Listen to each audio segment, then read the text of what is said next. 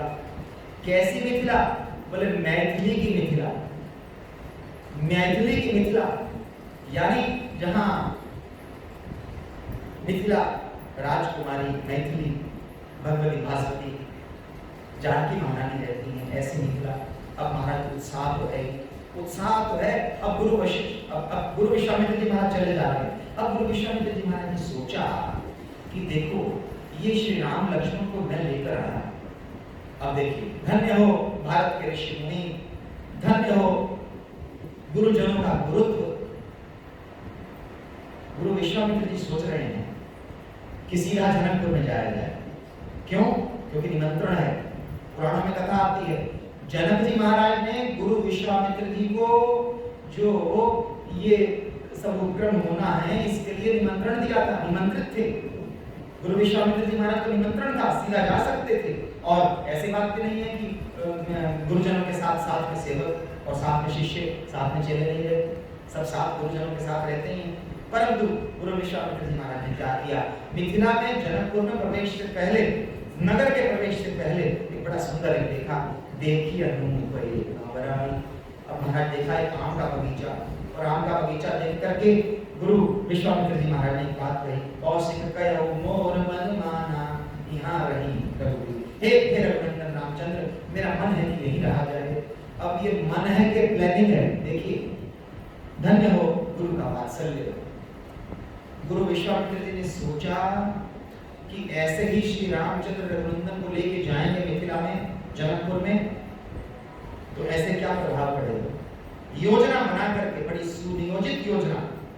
अब क्या योजना है गुरु विश्वामित्र जी की? देखिए, गुरु विश्वामित्र जी महाराज जनकपुर में प्रवेश से पहले, नगर में प्रवेश से पहले, नगर के बाहर एक बड़ा सुंदर सा बगीचा, सरोवर के निकट वहां महाराज आसन लगा लिया।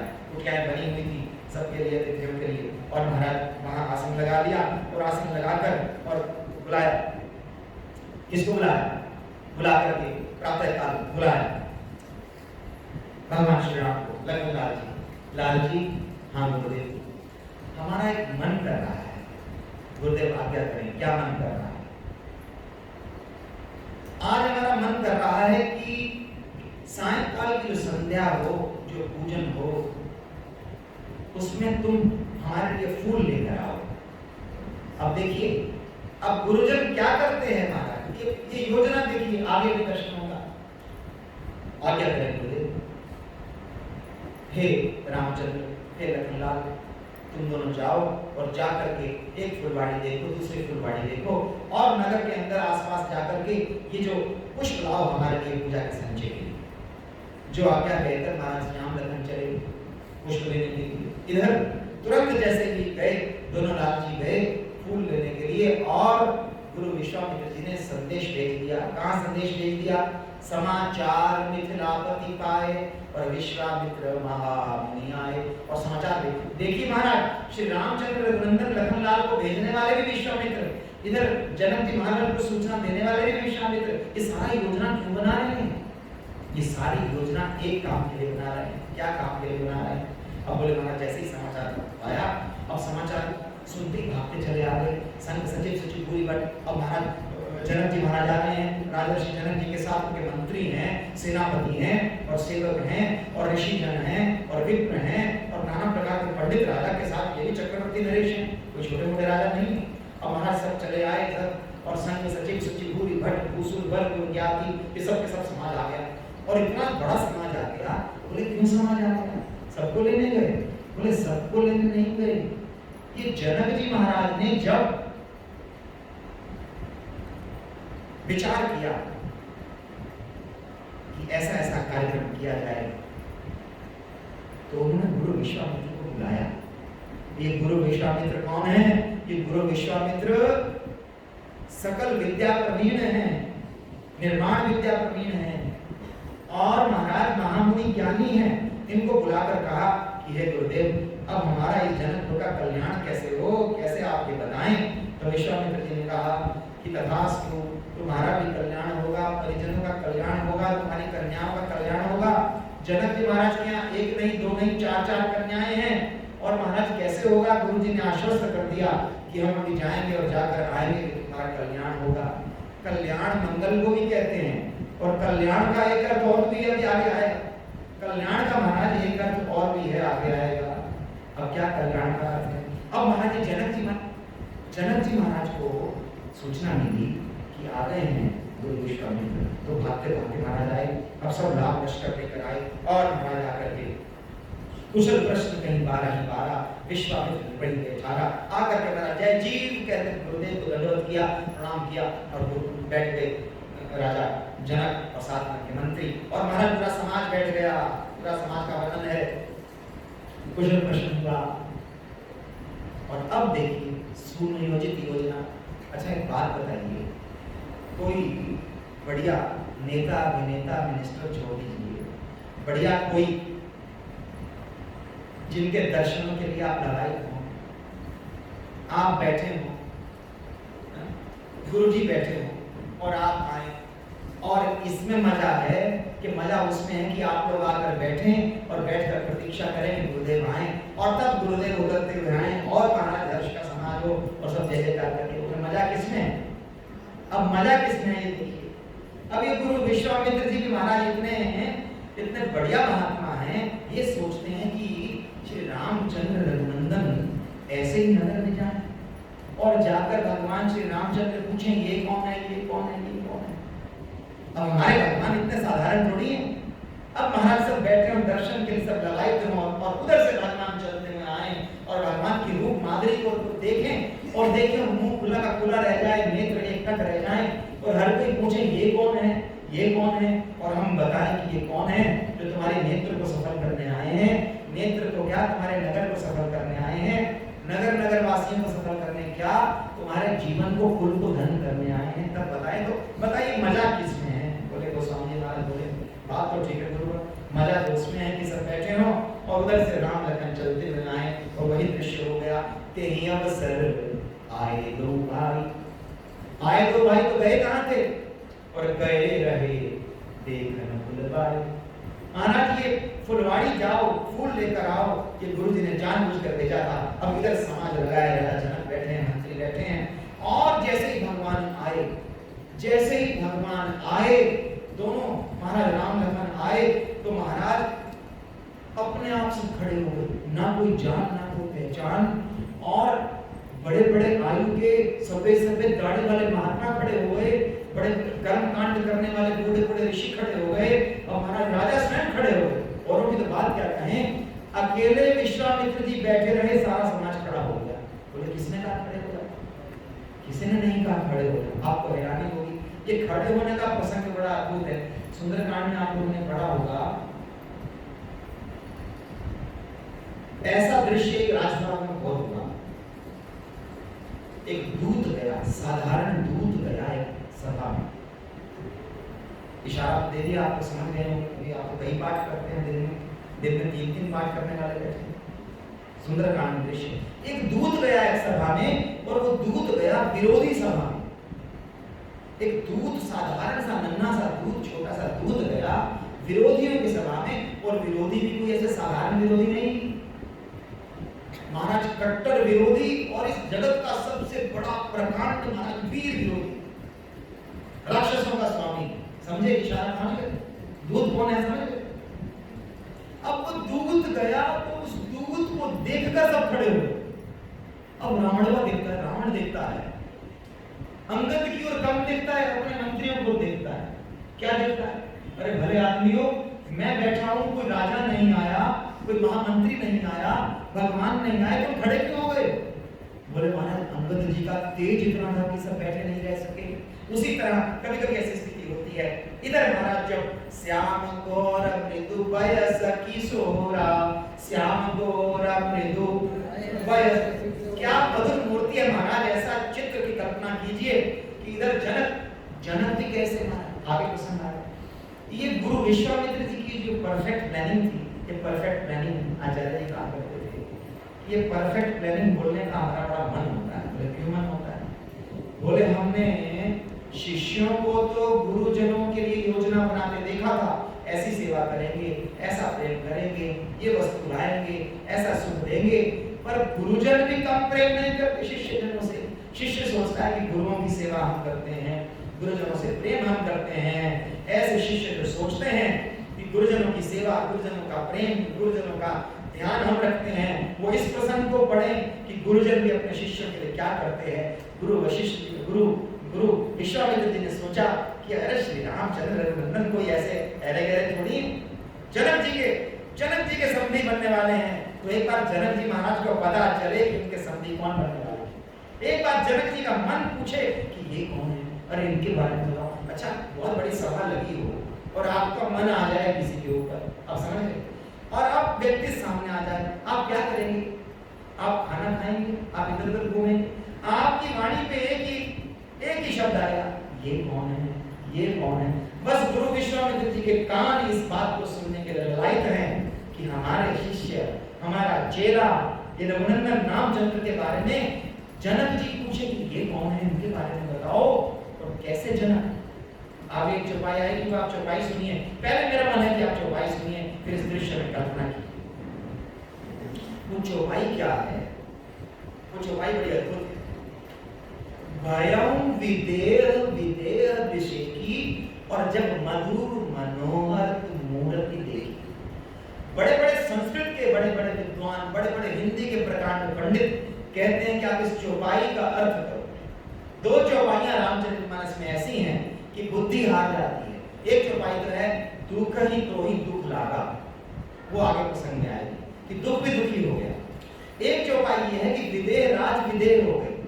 अब विदेह राज विदेह का मतलब ये जनक जी महाराज कैसे हैं? ये जनक जी महाराज हैं तो राजा, ये जनक जी महाराज हैं तो गृहस्थी, ये जनक जी महाराज हैं तो एक परिवार में रहने वाले, और ये साधारण नहीं है।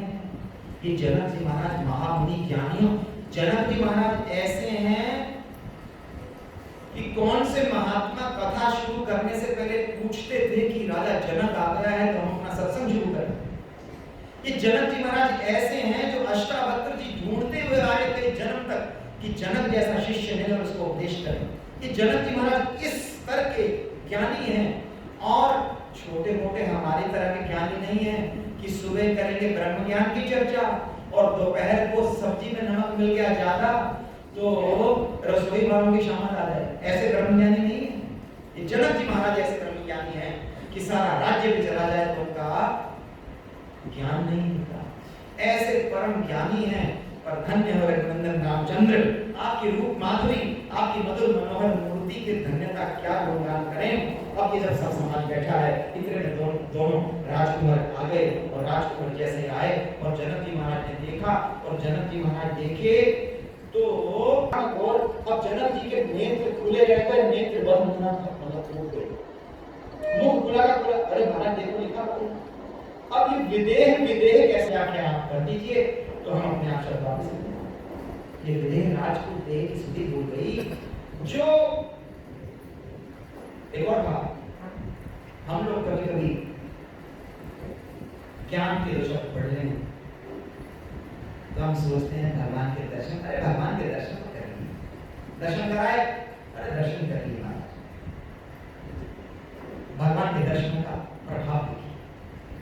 ये छोटा मोटा ज्ञान, छोटे मोटे ज्ञान से लेकर ब्रह्म ज्ञान पर्यंत, अभी आपने 2 दिन पहले पूर्व सुना, भगवान श्री रामचंद्र राघवेंद्र जो हैं दशरथ जी महाराज के बुलाने पर नहीं आते, माता कौशल्या जब एक बार आवाज लगाती है ललना आओ, और भगवान दौड़ते गिरते पड़ते दौड़ते हुए आ जाते हैं। सूखा ज्ञान बिना भक्ति के आश्रय के आपके चित्त में भगवान की स्थापना नहीं कर सकता है। जब तक ठाकुर जी के मधुर मनोहर दर्शन, धन्य हो, देखिए हमारा सौभाग्य, अच्छे महापुरुष, अच्छे का मतलब ऐसे महापुरुष जिनके 2 मिनट सत्संग के लिए आज भी लोग लगाए रहते हैं, ऐसे महापुरुष आपके ठाकुर द्वार में आकर के इधर उधर होकर के मान से कहते हैं माता आपके ठाकुर का दर्शन है। ये ठाकुर जी के दर्शन के रूप माधुरी का महत्व है। बड़े से बड़ा ब्रह्म ज्ञान परमात्मा की स्थापना करने के लिए ये मधुर मनोहर मूर्ति का दर्शन है। महाराज बताते क्या करें, हमने भगवान को आज समय से विवाह का मुहूर्त निकला जा सकता है ना, विवाह को देर हो गई पर इतना देर भी नहीं करेंगे विवाह को, इसलिए अभी इन प्रसंगों को प्रणाम करके आगे चलना पड़ता है कि विदेह विदेह। अब तो महाराज सब खड़े हो गए, कहा नहीं किसी ने खड़े होने के लिए, कहा किसी ने नहीं। और विश्वामित्र जी ने कहा बैठो बैठो सभी बैठो। और भगवान ये थे राम जी, हे राम लला, हे रघुनंदन रामचंद्र आओ हमारा। और इधर महाराज झांकी का दर्शन, इधर गुरु विश्वामित्र बैठे हैं और साथ में इधर सीधे हाथ की तरफ राम भगवान श्री रामचंद्र को बिठाया, लखनलाल को बिठाया। अब महाराज सबके मन में एक ही प्रश्न है, सबके मन में एक ही प्रश्न है, कौन सा?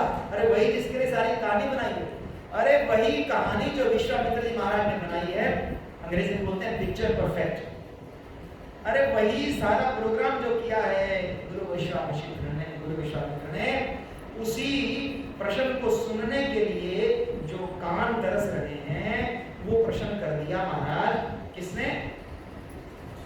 विदेहराज जनक ने। विदेहराज कहते हैं कहु नाथ सुंदर दो बालक और रघु मुनि कुल तिलक कुल बालक। अब थोड़ी देर तक तो अब ज्ञान क्या कहता है? ज्ञान कहता है मन को, दिमाग जो है दिल और दिमाग दो चीजें होती है ना, कौन कौन सी? दिल और दिमाग। दिमाग मतलब बुद्धि, कि जितना तमीज है, जितने मर्यादा है, जितना इंद्रियों को रोकना है, संयम है, ये करता है दिमाग। दिल क्या कहता है? अब देखो दिल और दिमाग। अब गुरु वशिष्ठ बैठे, अब एक दृश्य की कल्पना कीजिए, इसी दृश्य को देखिए। गुरु वशिष्ठ, क्षमा कीजिए, गुरु विश्वामित्र बैठे। अरे महाराज ब्रह्मा जी अपनी सृष्टि भूल गए तो अपने राम नाम भूल जाए तो इतनी तो माफी है।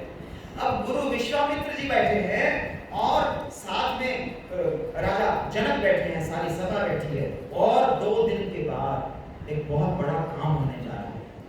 2 दिन के बाद एक बहुत बड़ा काम होने जा रहा है जिसकी सारे विश्व, सारे ब्रह्मांड में चर्चा है। कौन सा काम होने जा रहा है? कौन सा काम होने जा रहा है? आपको पता नहीं है? बताइए, इतनी देर हो गई। अरे महाराज धनुष यज्ञ होने जा रहा है जिसकी चर्चा पूरे जगत में। क्यों पूरी चर्चा जगत में? अरे जनक जी महाराज एक दिन अपने राजमहल में घूम रहे थे सुबह सुबह, और चारों ललनाएं समझते हैं, चारों कुमारिकाएं, तो साधारण भाषा में चारों सुपुत्रियां खेल रही थी आपस में। अब देवियां खेल रही थी, राजा जनक देख रहे हैं, देवियां खेलती हैं, बच्चियां खेलती हैं आपस में। बच्चियां किस चीज से खेलती हैं? बच्चियां खेलती हैं नाना प्रकार के, है ना, अपने। अब राजा जनक ने एक बार ध्यान से देखा तो देख के हैरान रह गए कि उन चारों ललनाओं में से, चारों कन्याओं में से जो सबसे बड़ी जो कन्या है कौन बोला? भगवती सीता, बासुमती सीता, कुमारिका सीता, मैथिली। उसने हाथ में क्या उठा रखा है? कैसे उछाल उछाल के खेल रही है? क्या था वो? शिव धनुष। और राजा जनक ने सोचा कि वो शिव धनुष जो मुझे प्रसाद में मिला था, जिसकी इतनी महिमा है कि बड़े बड़े वीर, बड़े बड़े पराक्रमी और बड़े बड़े चक्रवर्ती नरेश भगवान से, वो शंकर से वो प्रसाद मांगते रहे, भगवान ने इसलिए नहीं दिया कि चलना तो दूर तुमसे हिलेगा नहीं, आगे चौपाई आएंगी। तिल भर भूमि तरई न चारे, तिल भर भूमि, यानी तिल भर भूमि कितनी होती है? और उस शिव धनुष को ये कुमारिका कन्या हाथ में उठाकर खेल रही, उसी समय प्रण ले लिया कि इस लोग कहते हैं और कहेंगे आगे राजा जनक बड़े कठोर हैं, लोग कहेंगे आगे राजा जनक बड़े निर्दयी हैं, और कोई नहीं कहेंगे, अपने नगर की स्त्रियां कहेंगी, अभी कहेंगे आगे कि हमारा राजा बड़ा कठोर है। क्यों कहेंगी? क्योंकि वो कुछ ऐसा कोमल देख लेंगी, क्योंकि कुछ ऐसा वो कमनीय देख लेंगी कि वो कमनीयता की सीमा होगी। ऐसा अभी आप सारे राज में क्या बोले महाराज? अब वो जो राजा ने इतना कठोर निर्णय इसलिए ले लिया कि अपनी इस कन्या का विवाह उससे करूंगा जो इस धनुष को चढ़ा करके, उठा करके, चढ़ा करके, चाप चढ़ा करके चढ़ाएगा। देखो 3 चीजें काम आएंगे आगे, वीर रस का दर्शन होगा। इस धनुष को पहला उठा करके, चाप चढ़ा करके, और फिर जो चलाएगा उससे विवाह करेंगे। माता कौन है? माता सुनैना है क्या? माता सुनैना ने कहा ये क्या प्रण कर लिया राजर्षि आपने? ये क्या अनजाने में प्रण कर लिया? राजा जनक ने कहा देवी मैं आज ऐसा दृश्य देख के आया हूं, क्या कौस्तुभ मणि, क्या कौस्तुभ मणि तुम ऐसे साधारण हार में जड़वा दोगी? क्या तुम इस धरती का सबसे बड़ा रत्न ऐसे घास फूस बेचने वाले को दे दोगी? क्या तुम इस धरती की सबसे कीमती वस्तु को ऐसे छोड़ दोगी? ये जो भगवती, ये जो हमारी पुत्री है, उसको मैं देख के आया हूं, बाएं हाथ में शिव धनुष को उठाकर खेल रही है उससे। तो ऐसी दिव्य, ऐसी कन्या का विवाह तुम क्या सोचते हो मैं ऐसे किसी क्षत्रिय कुमार से कर दूंगा? इसके लिए तो ऐसा कुमार चाहिए जो इस धरती का ना हो, ऐसा अपतम, ऐसा क्षत्रिय कुमार चाहिए। इसलिए इतना कठिन व्रत, इतना कठिन प्रण राजा जनक ने रख दिया। अब राजा जनक ने प्रण रख दिया और राजा जनक सोच सोच कर बूढ़े हो रहे हैं, सोच सोच कर परेशान हो रहे हैं कि ऐसा कठिन व्रत रख तो लिया, पर ऐसा वीर, ये सब इन चौपाइयों के अर्थ निकलेंगे, वीर मही में जानी। अब इन सब चौपाइयों के अर्थ, ये कोई कथा नहीं था, ये चौपाइयों के अर्थ हैं और महापुरुषों की आचार्य की कृपा से सुन करके उनके दर्शन करते हैं। अब महाराज राजा जनक प्रतीक्षा कर रहे हैं तब से। चर्चा कहाँ चल रही थी हमारी? वो दो की चर्चा चल रही थी। कौन दो? दिल और दिमाग। अब राजा जनक का दिमाग कहता है, बुद्धिमानी क्या है, मर्यादा क्या है। गुरुजन बैठे हो, आप और हम गुरुजनों के साथ बैठे हो और कोई महत्वपूर्ण चर्चा चलने वाली हो, 2 दिन के बाद कोई बड़ा उत्सव हो और 2 छोटे से बालक, सुंदर से बालक आके बैठ जाए और गुरुजी की कोई ना सुने, है ना, कार्यक्रम की कोई ना सुने, योजना की कोई ना सुने और बार बार दिल कह रहा हो। दिल क्या कह रहा? इस सुंदर से, कोमल से, ललना से, प्यारे से, घुंघराले केशव, अरे मैं अपनी तरफ से नहीं बोल रहा, इससे 10 गुना ज्यादा विशेषण है। अब सारे सुनाने लग जाएंगे तो विभाग, ये सुंदर से हैं कौन? गुरुजी। अब दिमाग रोक रहा है कि गुरुजी से तो और चर्चा करो। गुरु विश्वामित्र जी को 3 कारणों से राजा जनक ने निमंत्रण दिया था। पहली तो सारी धरती के राजा आएंगे, रावण भी आएगा, बाणासुर भी आएगा, अनेक राजा, सुरक्षा का जिम्मा गुरुदेव आपके ऊपर है। राजा जनक ने कहा, ये पुराणों में कथाएं और व्यूह रचना में, निर्माण रचना में राजा जनक के जो सहायक हैं गुरु विश्वामित्र, ये विश्वामित्र जी साधारण ऋषि नहीं है, ये बहुत बड़े ठेकेदार, कॉन्ट्रैक्टर, ये बहुत बड़े निर्माता हैं। कैसे निर्माता है महाराज? ये इन्होंने एक जिद में आकर स्वर्ग के मुकाबले का एक कॉलोनी बना दी। अब आप कथाएं सुनाने का समय नहीं है और वहां वो अपने चेले को भेजना चाहते थे, बेचारा बीच में लटका हुआ। कौन? कृष्ण। ये बहुत बड़े निर्माता हैं, यानी निर्माण कैसा होना चाहिए, व्यूह रचना कैसे होनी चाहिए, इसके लिए भी गुरु विश्वामित्र जी को निमंत्रण दिया था राजा जनक ने। अब राजा जनक को ये तो बिल्कुल नहीं पता था कि गुरु विश्वामित्र जी को निमंत्रण दे रहा हूं कि नहीं, और कारणों से, और सिद्ध करने के लिए कोई और कारण। पर अब क्या हुआ, दिमाग तो कह रहा है कि गुरु जी से चर्चा करूं कि महाराज अब आने वाला उत्सव, समझिए कोई बहुत बड़ा फंक्शन होना हो और आप सब लोग योजना बनाने के लिए बैठे हो, साथ क्या करेंगे, यहाँ कैसे वो करेंगे, बिजली कैसे होगी, जनरेटर कैसा होगा, नया माइक का झंझट कैसा करेंगे, ये क्या हो रहा है, और सुंदर सा कोई व्यक्ति आके बैठ जाए और गुरुजी से आप ये चर्चा तो ना करो कि प्रसाद कैसे बांटेंगे, रिकॉर्डिंग कैसे करेंगे, ये कैसे करेंगे, ट्रैफिक कैसा होगा, और अब बार बार कोई सुंदर से कौन है, सुंदर से कौन है, सुंदर से कौन है। यही जो है हमारे राजर्षि जनक जो है अपने दिल के आगे हार गए। दिमाग जो है, बुद्धि जो है जवाब दे गई और गुरुजी से पूछ बैठे, क्या पूछ बैठे महाराज कि गुरुजी आप छुपाओ नहीं क्या? बोले महाराज मैं थक गया हूँ। क्यों थक गए हो? बोले दिमाग बहुत रोक रहा है, थक गए। आप लोगों को हंसाने के लिए नहीं कहना, चौपाई है। थकित हो, जनक जी कह रहे हैं थकित हो, क्यों थक गए? धन्य है जनक जी महाराज आपकी भक्ति, आपके हृदय का राम प्रेम धन्य है जनक जी महाराज। हम तो रोज भगवान के दर्शन करते हैं और हमारा पाषाण हृदय नहीं पिघलता। आपने पहली बार भगवान के दर्शन किए और आप कहते हैं, देखो जनक जी के वचन सुनो, सहज विराग रूप मन मोरा। अब मेरा मन है कि आपको सहज विराग रूप बनाएं। ये वैराग्य धारण करना इतना कठिन है, कठिन नहीं असंभव है। वैराग्य धारण करना इस धरती पर असंभव है। और ये नहीं कि आज ही असंभव है, ये नहीं कि कलयुग में ये संभव है। कथाएं हम सुनते हैं, कलयुग छोड़, द्वापर छोड़, त्रेता छोड़, सतयुग में भी जिस वैराग्य को धारण करना संभव है, असंभव है, उस वैराग्य को जनक जी महाराज की महिमा थी कि वो चुटकी में, है ना, बोलते हस्ता मलकवत, ऐसे ज्ञानी थे जनक जी महाराज। और वो खुद कहते हैं मुंह से, गुरुजी सहज विराग रूप मन मोरा, मेरा मन जो है वो सहज वैराग्य रूप है, इसमें वैराग्य तो ऐसे आ जाता है सहज, मेरे मन की गलियों में ये वैराग्य तो घूमता फिरता है। फिर क्या हुआ तुम्हारे मन की गलियों को? गुरुजी मन की गलियों में कोई घुस गया। कौन घुस गया? चलती जो चकोरा, सहज विराग रूप मन मोरा और थकित हो। गुरुजी मैं थक गया। अच्छा एक बात बताइए, आपके सिर पे कोई 5-10 किलो का बोझ रख दे और आप शर्म में उठाए तो रखें, और जैसे ही वो भार बढ़े तो आप क्या करेंगे? फेंकेंगे या नहीं फेंकेंगे? अब देखिए महाराज जनक जी महाराज क्या कह रहे हैं। जनक जी कह रहे हैं गुरुजी अब रुका नहीं जाता, एक प्रश्न एक जिज्ञासा मेरे बुद्धि पर इतनी पड़ गई है कि वो उसने थका दिया है। अब थका दिया है तो बोलो, लो महाराज सुनिए। सहज विराग रूप मन मोरा और थकित हो। थकित क्यों थक गए? महाराज ये चंद्र चकोरा, ये मधुर मूर्ति देखकर मैं थक गया हूँ, इसीलिए ताते प्रभु पूछा सती भाव हूँ।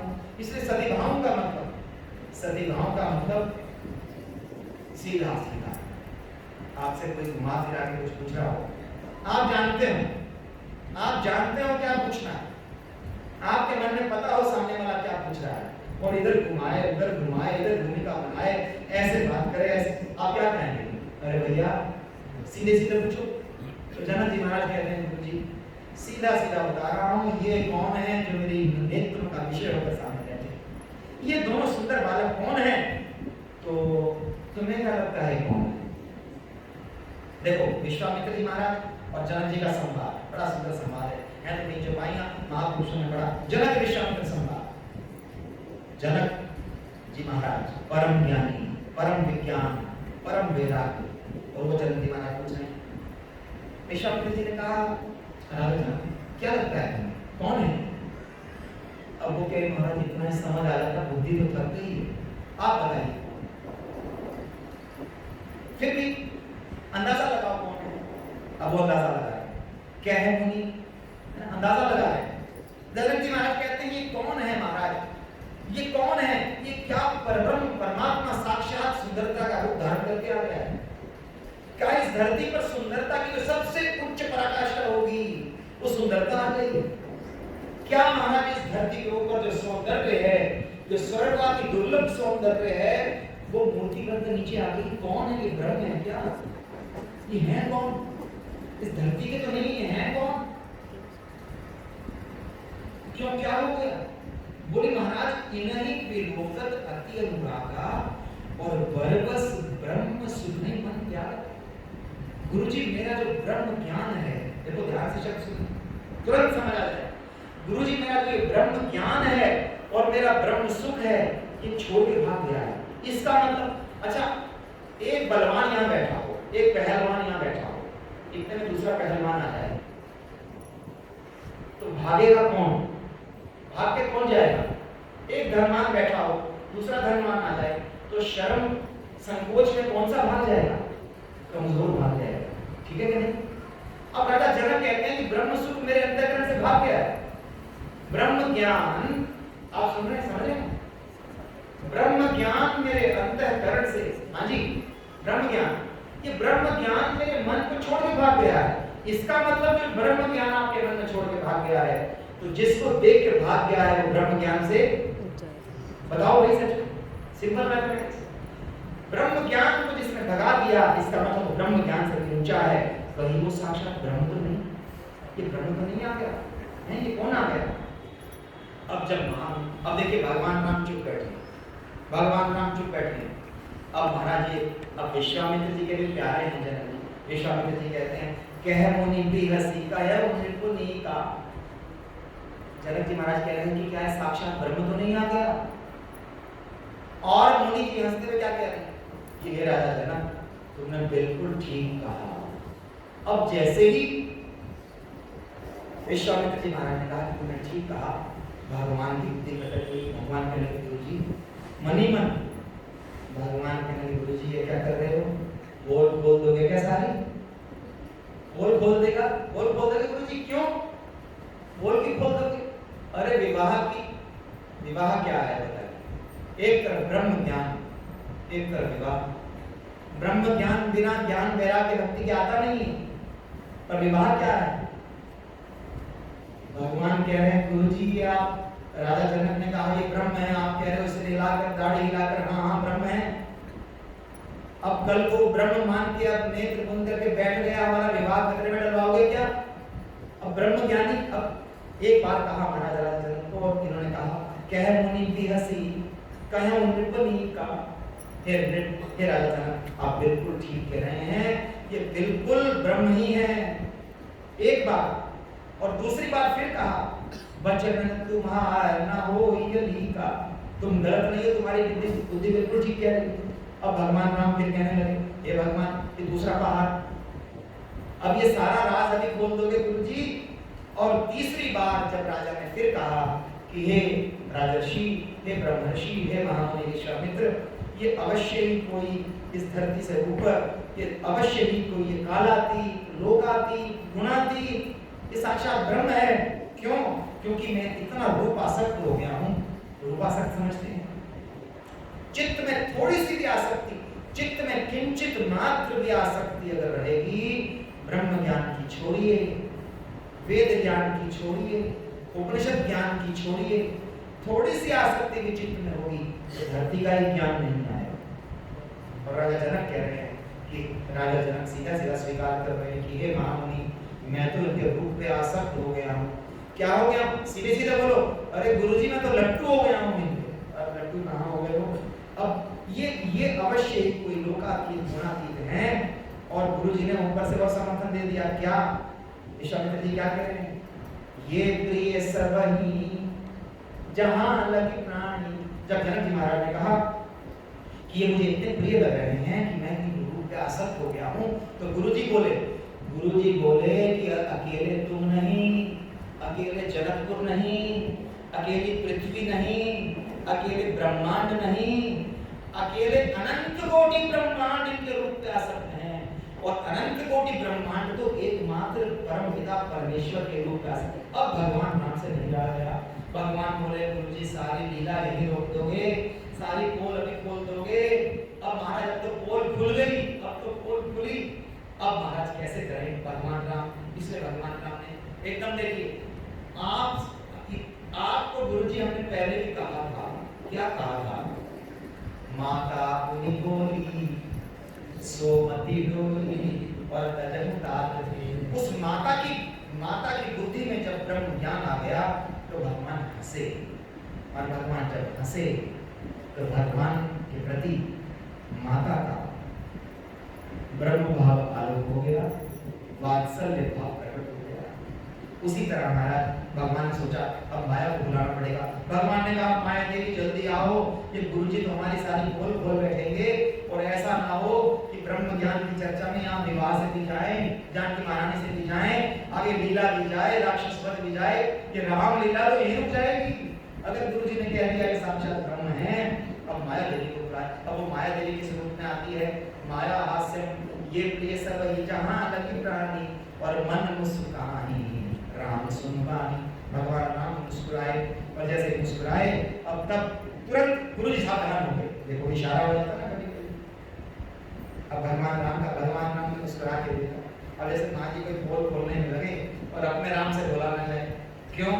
अब गुरुजी को राज बोलने में आए तो बड़ी सी मुस्कुराहट लेकर गुरुजी की तरफ देखी। गुरुजी समझ गए कि भगवान राम क्यों मुस्कुरा रहे हैं, कि हम कुछ ज्यादा बोल गए, ब्रह्म इनके राज खोल गए। तुरंत देखिए, अब ध्यान से देखिए चौपाई में तुरंत है ना, वो होता है ना अपनी बात खुद ही। अब अगली पंक्ति देखिए, अभी जो ब्रह्म चर्चा कर रहे थे, अभी जो भगवान की महत्ता बता रहे थे, तुरंत अगली चौपाई में बोलते हैं गुरु विश्वामित्र कि ये तो रघुकुल मणि दशरथ के अरे नहीं राजन, ये तो दशरथ के पुत्र है, और रघुकुल मणि दशरथ के जाए, और आए कैसे आपके साथ? ममहित लागी अरे अब तो बहुत समय हो गया महाराज, ये राजा जनक के संवाद में अब तो महाराज जब पता चला कि राजा जनक के दोनों सुपुत्र हैं और इतने गुरुदेव के इतने प्रिय हैं और ताड़का वध, सुबाहु वध और महाराज ये सब करते हुए आए हैं, तो सब लीला प्रकट हो गई। अब तो महाराज चर्चा हो गई, सबको बड़े प्रेम से बड़े उत्साह से सबको नगर में अंदर लेके आए। बिल्कुल मध्य नगर में, एक मध्य नगर में दिव्य महल था। अब ये अगली चौपाई में आता है, सुंदर सदन हो सुखद सबका। अब भगवान राम को कहाँ ठहराया गया? राजा जनक ने कहा, गुरुदेव आप कहाँ बाहर में, यहाँ रुकिए महाराज। सुंदर सदन, इस सुंदर सदन में महल था। कई महापुरुष कहते हैं कि सुंदर सदन भगवती सीता का महल था, भगवती सीता का महल था। और वो वहां भगवान राम को, भगवती सीता को कहा राजर्षि जनक ने कि सुपुत्री सीते अब तुम कुछ दिन माता के पास रहो, और वो महल खाली करा दिया। अन्यथा ये भी मानते हैं कुछ संत लोग कि राजा जनक कोई साधारण राजा थे नहीं, अब उनके एक ही महल थोड़ा रहा होगा, कई महल रहे होंगे। तो सबसे सुंदर जो जनकपुर का सबसे सुंदर, मिथिला का सबसे सुंदर जो महल था, वहां उनको ठहराया गया। मानो कि गुरु विश्वामित्र ने अधिकृत कर दिया कि जनकपुर के, मिथिला के जो राज अतिथि होंगे, राज अतिथि सुनते हैं गेस्ट नंबर 1 वो यही है, समझ गए आप? गेस्ट नंबर 1, क्योंकि उस पूरी धरती के राजा आए हैं अतिथि बन करके। पर महाराज विश्वामित्र जी महाराज ये समझ गए कि सबसे हमारे प्रथम पूज्य तो यही होंगे, इसलिए सबसे अच्छा भवन, सुंदर सदन सुखद सबका। अब महाराज आगे अंदर चौपाई में उस महल का वर्णन है। और उसके बाद ऋषि संगर उद्वन समझ का महाराज ने थकावट हो गई और जो है सब बैठकर अगले दिन सुबह सुबह उठे। अगले दिन सुबह उठ करके अब देखिए लखनलाल जी बैठे हैं, इधर भगवान श्री राम बैठे हैं, और लखन हृदय लालसा विशेषी। लक्ष्मण जी ने कहा भैया, भगवान बोले हाँ लखनलाल बोलो। भैया एक बात कहें आपके? हाँ कहो कहो कहो, इस बात का समझ पूछो। बोले भैया ये जनकपुर देखने का बड़ा मन कर रहा है। भगवान ने कहा अच्छा, ये जनकपुर देखने का मन कर रहा है। अब यहाँ पर श्री रामचरितमानस में जनकपुर की, मिथिला की सुंदरता की, उसके वैभव की, उसके सुखद सब परिवेश की और नगर रचना की और विरचना की, नगर नागरिकों की और सब सुविधाओं की इतनी विशद चर्चा है कि महाराज इतना दिव्य स्थान था। और भगवान कहते हैं कि हे रतनलाल, तुम्हारे मन में ये क्या बात हो रही है? धन्य और अभिनंदन। लक्ष्मण जी महाराज ने कहा भैया ये जनकपुर देखने की इच्छा है। अब भगवान ने कहा लक्ष्मण ये जनकपुर देखने की इच्छा क्यों है? लखनलाल जी के नेत्र सजल हो गए। लक्ष्मण जी महाराज के नेत्रों में जल आ गया। लक्ष्मण जी महाराज कहने लगे हे प्रभु, वर्षों से नहीं युगों से, वर्षों से एक मन में स्वप्न है क्या कि मातृ ग्रह जाकर के देख के आऊं। मातृ ग्रह समझे आप? संस्कृत में मातृ ग्रह समझे? संस्कृत पता है आपको? उसको महाराज साधारण भाषा में बोलते हैं, अभी आप समझे ननिहाल। हमारे यहाँ पूछे हाँ भाई कहाँ जाओगे? बोले मामा के जाऊंगा। बोलते हैं कि नहीं बोलते? अरे भाई आप हरियाणा के बोलते हैं कि नहीं बोलते? अरे महाराज ये जो ननिहाल में जो सुख है ना, ननिहाल कैसे हो गया तुम्हारा? भैया भगवती भास्वती जानकी रामन जी जो है वो हमारी आद्य माता है, आद्य मातृ है। और अपनी माता जहां प्रकट हुई है ऐसी जानकी, ऐसी मिथिलेश कुमारी अपनी माता का नगर हमारा क्या हुआ? ननिहाल हुआ कि नहीं? तो ये हमारी लालसा है, ये हमारी मन की इच्छा है, ये देखने की भगवान ने देखते हो। अब गुरु विश्वामित्र बैठे हैं। गुरु विश्वामित्र जी ने देखा क्या दूसरे पुस्तक हो रही है दोनों भाइयों की। और महाराज भगवान राम देखिए प्रभु कौन है, परमात्मा कौन है जो अपने सेवक को भी संकोच में न डाले। भगवान कहते हैं गुरुदेव ये जो लक्ष्मण है ना, इसके मन में बड़ा उत्साह है। किस बात का उत्साह है? बोले प्रभु इसका उत्साह एक ही है कि जाकर के जनकपुर के दर्शन करने आए। गुरु विश्वामित्र देख तो रहे हैं दूर से, पूछ तो रहे हैं, पर गुरु विश्वामित्र भी जानते हैं कि इसलिए जाना चाहते हैं दोनों भाई। क्यों जानते हो आप? बोले हम इसलिए जानते हैं कि लखन लाल कौन है? लक्ष्मण जी महाराज वो हैं जिन्होंने अपने जीवन की सब इंद्रियों का संयम करके अपना जीवन केवल श्री राम की सेवा में लगा दिया। तो ऐसे लखन के मन में लालसा तो हो ही नहीं सकती। गुरु विश्वामित्र कहते हैं जिसके चित्त में थोड़ी सी भी लालसा होगी, लालसा मतलब अपनी कामना, जिसके चित्त में थोड़ी सी भी लालसा होगी वो बाकी सब कुछ कर सकता है, अपने गुरु की, अपने प्रभु की सेवा नहीं कर सकता। कहीं ना कहीं अपनी कामना आड़े आ ही जाएगी। लक्ष्मण का हृदय मैं जानता हूं, गुरु विश्वामित्र मन ही मन सोच रहे हैं। गुरु विश्वामित्र जानते हैं कि मन ही मन सोचते हैं। गुरु विश्वामित्र मैं जानता हूं लखन लाल के मन में लालसा हो नहीं सकती, कामना हो नहीं सकती। इस धरती के ऊपर अगर निष्कामता, अगर बिल्कुल निष्काम हृदय से सेवा की अगर कोई पराकाष्ठा होगी तो लखन लाल जी महाराज का नाम से होगी। और जो लखन लाल जी के मन में जो लालसा हो रही है ना, ये लखन लाल जी के मन में लालसा और कोई नहीं, यादेवी सर्वभूतेषु शक्ति रूपेण संस्थिता। ये भगवती भास्वती की प्रेरणा है। महाराज जाकर के तुरंत जब देखा तो भगवान नाम प्रार्थना कर, लखन हृदय लालसा अभिषेकी और जारी जनकपुर आये देखी। कटो भय बहुरी नहीं सकते, हे गुरुदेव ये संकोच बोल नहीं जा रहे। और राम अनुज मन की गति जानी, और भक्त वत्सल भगवान श्री राम ने तुरंत आज्ञा दे दी। और महाराज आज्ञा देकर के आगे 10 दोहों में जनकपुर का वर्णन है। अब हम थोड़ा तेजी से अब जनकपुर में घूमेंगे। क्यों महाराज? असल में क्या है, जहां पर वो होने वाला है ना धनुष के सीएस पर, वो है थोड़ा दूर, और जब थोड़ा दूर जाना हो तो तेज चलना पड़ता है कि नहीं चलना पड़ता? इसलिए हमारी तेजी को क्षमा करिएगा, तेजी से चलेंगे। अन्यथा चौपाइयां तो इतनी सुंदर सुंदर हैं। भगवान राम और लक्ष्मण को गुरुदेव ने आज्ञा दे दी, जाओ जाकर जनकपुर के दर्शन करके आओ। अब जनकपुर का दर्शन देखा तो जनकपुर की महिमा बड़ी है, पर ना कोई ऋषि मिला, ना कोई मुनि मिला, ना कोई मंत्री मिला, ना कोई सेवक मिला। सबसे पहले कौन मिला? बोले महाराज बच्चे मिले, बालक। बड़ा सुंदर सुंदर था। अब बालक मिले तो अब बालकों को मिलके अब देखिए सबसे पहले लिखा पुर बालक कहीं कहीं मृदु बचना। अब ये बालक कौन है? ये बालक महाराज निश्चल हृदय के साधक हैं, पवित्र अंतःकरण वाले हैं। और भगवान राम को देखते हैं, लखन लाल जी महाराज को देखते हैं, और कोई उनका हाथ पकड़ रहा है, कोई उनको बिछा रहा है। और भगवान राम भी देखिए कितने भक्त वत्सल हैं, कभी किसी के साथ बैठ जाते हैं, कभी किसी के साथ बैठ जाते हैं। और सब शिशु यही विश्व प्रेम बस, देखिए दोहे में लिखा है, परसी मनोहर का तत्पुर कहीं अति हर्षणीय देखी देखी उठा। अब तो महाराज प्रीति समेत बखाने और शिशु सब राम प्रेम बस जाने।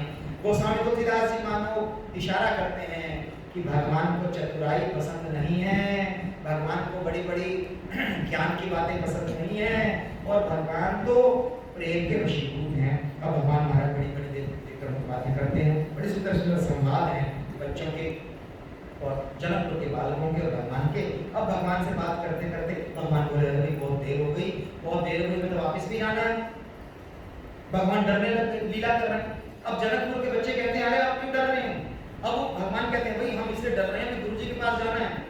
और चौपाई में लिखा है देखिए, कौतुक देख चले गुरु पानी और जानी विलंब त्रास महिमा। भगवान डर रहे हैं और बच्चे पूछ रहे हैं जास त्रास डर कहूं डर हो, आप डर क्यों रहे? भगवान कह रहे हैं गुरुजी के पास देर हो गई घूमने में और तुम डर रहे हैं। और भगवान पूछते हैं एक बात बताओ, तुम्हें डर नहीं लग रहा? भगवान बच्चों से पूछ रहे हैं तुम्हें डर नहीं लग रहा? शाम होने वाली तुम्हें डर नहीं लग रहा क्या? अब बच्चे कहते हैं धन्य हो रघुनंदन, धन्य हो भगवान की भक्ति।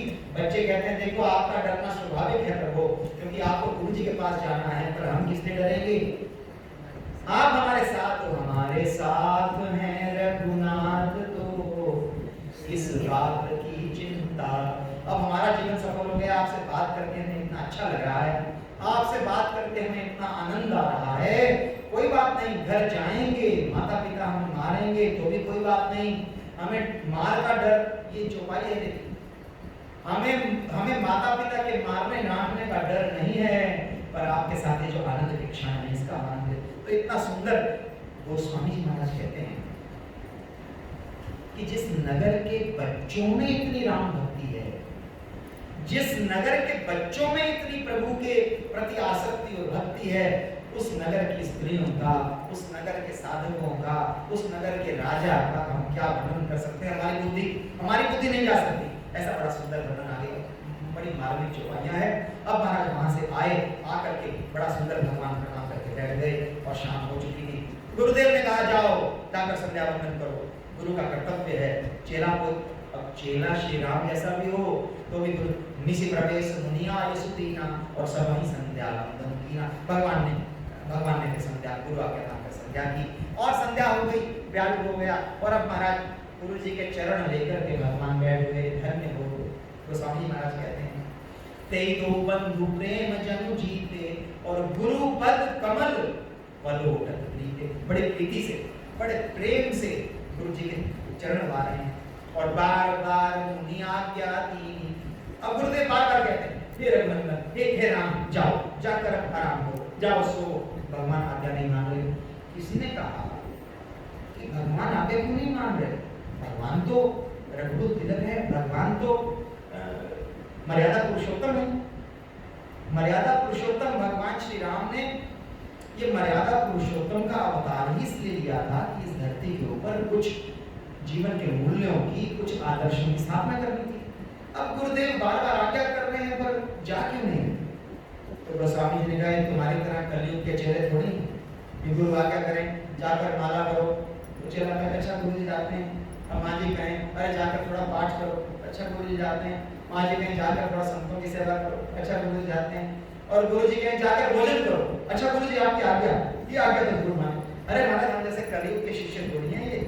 अब भगवान श्री राम बार बार गुरुदेव कहते हैं हे राम बहुत सेवा हो, अब जाकर विश्राम करो। और महाराज भगवान राम कहते हैं गुरु जी ये अवसर कहाँ मिलेगा आपके चरणों की सेवा करने का। और बार बार मुनि को आज्ञा देनी पड़ी, तब जाकर रघुवीर जाए शरण कीनी। और भगवान जाकर सो गए। भगवान सो गए तो लक्ष्मण जी भी सो गए। अरे बोले तुम्हारी तरह नहीं है चले, क्या हो गया? अभी लक्ष्मण जी और भगवान श्री राम सेवा करके आए हैं भगवान ने शयन के लिए उत्तर दिया। और लक्ष्मण जी महाराज अब क्या कर रहे हैं? चापत चरण लखन पुरलाए। अब लक्ष्मण जी महाराज भगवान के चरण लगा रहे हैं। अब देखिए बड़ी सुंदर चौपाई है। चापत चरण लखन पुरलाए, हृदय से लगाकर, प्रेम से भरकर और भय सब प्रेम परम सचु पाए। दो भाव अब महापुरुषों के श्रीमुख से हमने सुना है इस चौपाई का भाव। 15-20 मिनट, आधा घंटा लगा करके बड़ा सुंदर सुंदर मार्मिक भाव इस चौपाई के हैं। पर अब हम लोगों को तो अब आगे चलना है, पर अब क्या करेंगे? भाव सुनते चलिए। ये सब है कि देखिए महाराज जिस सेवा में से गुरुजनों का भय चला जाता है उस सेवा में अहंकार आने की पूरी संभावना होती है। जिन बच्चों के मन में से दादा दादी, नाना नानी, माता पिता का भय चला जाता है तो कभी कभी महाराज ये लक्ष्मण जी भयभीत क्यों हो रहे हैं? लक्ष्मण जी के मन में बड़ा पवित्र भाव है। लक्ष्मण जी महाराज सोच रहे हैं कि भगवान जो हैं वो मेरे प्रभु, मेरे आराध्य देव जो हैं नंगे पैर चलते हुए आए हैं। अब महाराज जनकपुर जो है अब मेरे हाथ में ही कठोर ना हो जाएं और भगवान के मेरे हाथों के चापन से भगवान के चरण में कहीं वो न लग जाए, इसलिए सब होकर कर रहे हैं। और प्रेम भी उमड़ रहा है। प्रेम इसलिए उमड़ रहा है कि श्री अवध में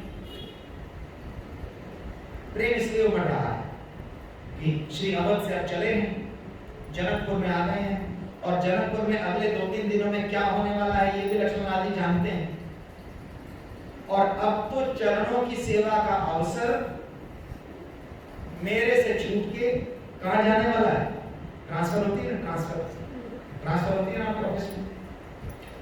अब तो लखनलाल जी सोचते हैं कि बस ये सेवा अपने हाथ से जाने वाली है। कहां जाने वाली है अब आप सब समझ लीजिए। तो इसलिए बड़े प्रेम से कर रहे हैं। बस सामने कहा नहीं ये भाव भी है ना। एक भाव और भी है कि अयोध्या में तो कभी शत्रुघ्न भैया आ जाते हैं, कभी भरत भैया आ जाते हैं कि अब ये चरण मैं दबाऊंगा, अब दूसरे भैया आ जाते हैं चरण मैं दबाऊंगा, कभी हनुमान जी महाराज आ जाते हैं चरण मैं दबाऊंगा। आज तो आसपास कोई नहीं आए, सौभाग्य मुझे मिल रहा है। ऐसा बड़ा कृत्य बहुत मनोहर भाव है। खैर आगे बहुत से सुंदर हो। और महाराज अगले दिन प्रातः काल हो गया और समय जानी गुरुआय, गुरुदेव ने अगले दिन आज्ञा दी, अरे श्री राम जी गुरुदेव, नगर में आते ही तुम्हें एक कार्य सौंपा था। हाँ जी गुरुदेव, वो कार्य किया? जी गुरुदेव किया। क्या कार्य सौंपा था? ये कार्य सौंपा था कि जाओ जाकर देखो कि महाराज अब कोई भोजन भट्ट होता आसपास का सुविधा। अब हम लोग कहीं जाते हैं ना तीर्थ पर, तो हम लोग पहले देखते हैं ना कि भैया देखो पहले बताओ खाने की व्यवस्था होगी। लोग पूछते हैं भाई आपके होटल में चाय नहीं? अरे भैया गुरुदेव कहते हैं धन्यवाद, हमने पहले दिन भेजा था कि जाओ, ये जनकपुर का बड़ा महा ऐश्वर्यशाली नगर है और हम हैं पुराने, हम हैं अपनी पुरातन पद्धति के। हम तो जब तक शालिग्राम पर तुलसी नहीं चढ़ा लेंगे, हम तो जब तक पुष्पार्चन नहीं कर लेंगे, हम तो जब तक सहस्त्रनामावली से अर्चन नहीं कर लेंगे, तब तक हमारा जो है दिन प्रारंभ नहीं होगा। अब सहस्त्रार्चन सहस्त्रावली में कितना फूल तुलसी लगता है बताओ? तो थोड़ा बड़ा फूल तुलसी थोड़ा लगता है। तो तुम्हें पहले दिन भेजा था कि जाकर देखो आसपास फूल तुलसी मिलते हैं। आज भी महाराज हम तो जब कभी कभी हम देखते थे गुरुजन जब यात्रा करते थे, तो आचार्य जी महाराज को मैं यात्रा करते हुए देखा है, उनके साथ एक अटैची रहती, अटैची पूरी। तो क्या आपके धोती गमछा आपकी साफी होती हो? ठाकुर जी साथ चलते थे, ठाकुर जी के बर्तन, ठाकुर जी के कपड़े, ठाकुर जी की शैया, ऐसे ऐसे महात्माओं के हम लोगों ने दर्शन किए हैं माँ जी के पास। तो जाओ, गुरु आज्ञा हो गई और लेन प्रसून चले दो भाई। हमारा बड़ा सुंदर वर्णन है। अब वो पुष्प वाटिका आ गई, जो पुष्प वाटिका चारों युगों में प्रसिद्ध हो गई। जनकपुर की एक पुष्प वाटिका है, पुष्प वाटिकाएं बहुत हैं, और एक पुष्प वाटिका प्रसिद्ध हो गई युग युगांतर के लिए। क्यों प्रसिद्ध हो गई? क्योंकि उस पुष्प वाटिका में क्या होने वाला है? उस पुष्प वाटिका में प्रथम मिलन होने वाला है। पहली बार भगवान जो है सरस्वती जानकी को देखेंगे। अब महापुरुष कहते हैं एक प्रिया प्रियतम प्रथम दर्शन होने वाला है। महापुरुष लोग कहते हैं कि जो जिस महत्व से, जिस श्रद्धा से और जिस महिमा से, जिस आस से, जिस भक्ति से श्रीमद् भागवत में द्वापर युग में रासलीला का वर्णन सुना जाता है, रासोत्सव सुना जाता है, उसी रस से, उसी महिमा से रामानंदी महापुरुष और भगवान राम के जो भक्त हैं वो इस पुष्प वाटिका प्रसंग को सुनते हैं। दोनों में साम्य है। रासलीला अभी शरद ऋतु की रासलीला है उसमें, और इसमें साम्य है। कैसे? अब पुष्प वाटिका का वर्णन है कैसे महाराज, इसमें तो इतने तरह के पशु पक्षी, इतने तरह के भंवरे, वो पल्लवित हो। शरद ऋतु आ रही है, देखो अभी वो आने वाली है ना। कौन आने वाली है? आने वाली है। 19-20 का चक्कर पड़ा हुआ है लोगों को बेचारे का। 19 की टिकट करा रहे थे, अब 20 को है। शरदोत्फुल्ल मल्लिका भगवान की सबसे प्रिय रात्रि आने वाली थी। अब ये शरद ऋतु चल रही है। अब ये चल रही है शरद ऋतु और बसंत ऋतु जाने वाली है। और बसंत ऋतु को जाते जाते पता चला कि मेरे आराध्य आने वाले। कौन आने वाले? मेरे आराध्य आने वाले हैं। और उसने कहा मैं तो नहीं जाऊंगी। ब्रह्मा जी ने कहा सारी सृष्टि का चक्कर मेरी बरसात के बाद गर्मी के बाद बरसात, बरसात के बाद बसंत, बसंत के बाद अपना शरद, जैसे विक्रम आता है। बसंत ने कहा गुरुजी मैं तो नहीं जाऊंगी, मैं तो भगवान के दर्शन करके जाऊंगी। और बसंत ऋतु जो है वो लोभ करके रुक गई। ये कहानी नहीं बना रहे, चौपाई में लिखा है। गुरु बाग पर देखूं जाई, कौन से बाग में जाकर भगवान गए? जहां बस ऋतु रही लो भाई। बसंत ऋतु लोभ करके रुक गई, और बसंत ऋतु जब रुक जाए वो पुष्पित पल्लवित हो गई और नाना प्रकार के पशु पक्षी और भंवरे।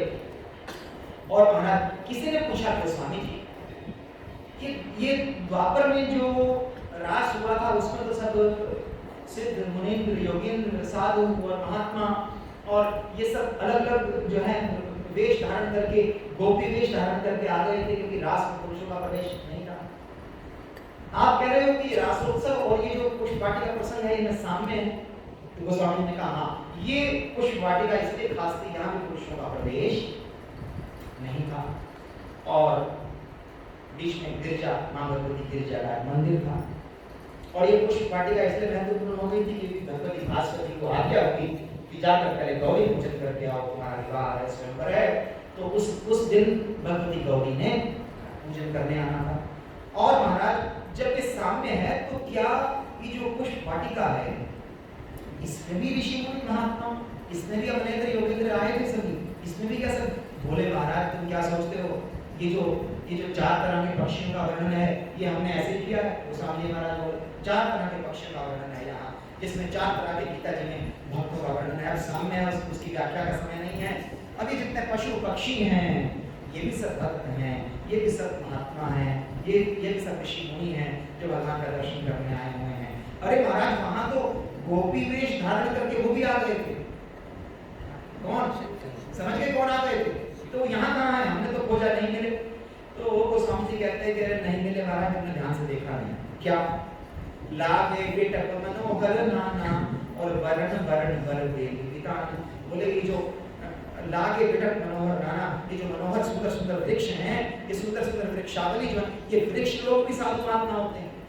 मैं बहुत बच्चा था, छोटा था, तो कभी कभी चलते होंगे ऐसे, किसी पेड़ का पत्ता तोड़ लिया, किसी की डाली तोड़ ली, किसी का ऐसे पेड़ पे ऐसे वो कर दिया। ऐसे नहीं करना चाहिए, क्योंकि वृक्ष इत्यादि जो हैं ये भी ऋषि मुनि होते हैं।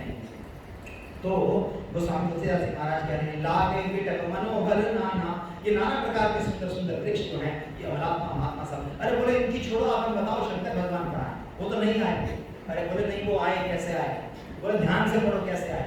लागे विटप मनोहर नाना, बोले लागे विटप मनोहर नाना, समझे नहीं? लागे विटप मनो, आगे हर, हर कौन है? हर हर हर हर महादेव। तो लागे विटप मनो हर, ऐसे बड़े बड़े सुंदर सुंदर भाव शक्ति हैं। अब तो महाराज अब तो चलना पड़ेगा। अब बीच में एक स्थान ऐसा आया कि चमुंडी सी चिताई पूछ मालीगन। अब भगवान राम पूछते हैं मालियों से। मालियों से क्या पूछते हैं कि अरे मालियों तुम तो यहाँ रहते हो, कहाँ रहते हो? यहाँ पर ये सबसे सुंदर वृक्ष कौन से हैं? सबसे सुंदर फूल कौन से हैं? यहाँ गिरजा का मंदिर कौन सा? माली कहते हैं भगवान आप साफ साफ पूछो। क्या साफ साफ पूछे? अब जनकपुर के जो माली हैं, देखो महाराज एक सूत्र है, यथा राजा तथा प्रजा। जैसा राजा होता है, जैसा मुखिया होता है, संस्कारी मुखिया होता है परिवार का, बालक भी संस्कारी होते हैं। अब ये जनकपुर का मुखिया कैसा है? परम ज्ञानी, ब्रह्म ज्ञानी। तो ये जनकपुर के माली कैसे हैं? माली कहते हैं अरे महाराज आप जो पूछना चाहते हो पूछो। गीतावली इत्यादि ग्रंथों में पद है कि भगवान राम जो है मालियों से पूछ रहे हैं कि वो जनक दुलारी पूजन के लिए आकर चली गई कि नहीं चली? धन्यवाद। अब श्रृंगार रस की बताते हैं। अब हम अपने मुझसे क्या बोले, महाराज गोस्वामी जी महाराज ने बड़े संकेत से बोला है। अब उसके बाद जो है भगवान इधर देख रहे हैं, उधर देख रहे हैं, और महाराज जैसे ही आगे देखा उधर मां भगवती जानकी जो है वो भी मज्जन सखी समेता और गई मुदित मन गौरी निकेता। मां भगवती गौरी के मंदिर में भगवती गई। अब बड़ी सुंदर उन्होंने पूजा करके वहाँ पूजन किया है, पूजन कर रहे हैं। इतने में महाराज क्या हुआ, शायद फूल कुछ कम पड़ गए होंगे, शायद पुष्प कुछ कम पड़ गए होंगे। तो एक सखी फूल लेने चली। चौपाइयों में ऐसा कुछ, मेरा मन था कि चौपाइयाँ बोलते जाएं, एक आधी पुस्तक वहाँ पढ़ी हो, आप साथ साथ बोलें और उसके अर्थ देखें, पर अपना समय नहीं। पूजन लिखा है, पूजा कीन अधिक अनुरागा निज अनुरूप सुबह वर्णा, तुरंत लिखा है। एक सखी सीए संग बिहाई और गई गई देखकर फुलवाई। अरे भैया सब सखियां पूजन कर रही हैं, तुम क्यों चले गए? ये फूल अचानक कम क्यों हो गए? महापुरुष कहते हैं भगवती गौरी ने सोचा कि हमें देखती रहोगी, हमारा पूजन करती रहोगी, हमारी तरफ देखती रहोगी, कहीं और भी देखोगी? और मैं देखूंगी? अरे देखने लायक तो आए हुए हैं, उनको देखो। अच्छा तो बहाना। और धन्य हो कि भारत की हमारी आर्य संस्कृति, धन्य हो भारत की हमारी मर्यादा और मर्यादित देवियां भगवती जानकी के अंदर लज्जा रूप इतना भूषण है। आगे महापुरुष कहेंगे कि भगवान राम खड़े हो गए और भगवती जानकी खड़ी हो गई। भगवान राम ने तो बड़ा सुंदर वर्णन किया, भगवान राम ने तो जो है वर्णन किया अपनी वाणी में कि भगवती जानकी को देख करके, और भगवान राम ने न केवल देखा बल्कि कह रहे हैं देख ही लगुन सी शोभा, और लक्ष्मण जी को भी दिखा रहे हैं। पर भगवती जानकी का कोई वर्णन नहीं आया कि वो अपनी सखियों को कहती, अरे वो लोग कलयुग की देवी नहीं रही होंगी, कलयुग की देवियां।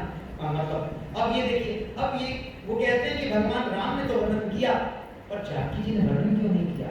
भगवान गोस्वामी तुलसीदास जी कहते हैं कि घटा छा गई, एक घटा छा गई महाराज, और वो घट बोले ऐसी कैसी घटा छा गई कि भगवती जानकी ने, अरे देखा कि नहीं देखा, बोले देखा तो सही पर वर्णन नहीं किया। बोले किस घटा के कारण वर्णन नहीं किया, तो गोस्वामी जी महाराज कहते हैं कि वो लज्जा रूपी घटा छा गई, या देवी सर्वभूतेषु लज्जा रूपी। ये हमारा जो आर्य संस्कृति है भारतवर्ष की हमारी, और वो जो सखी जो फूल कम पड़ रहे थे वो लेने गई, थोड़ी देर में आई, तो जब गई थोड़ी देर में चक्कर हो गया।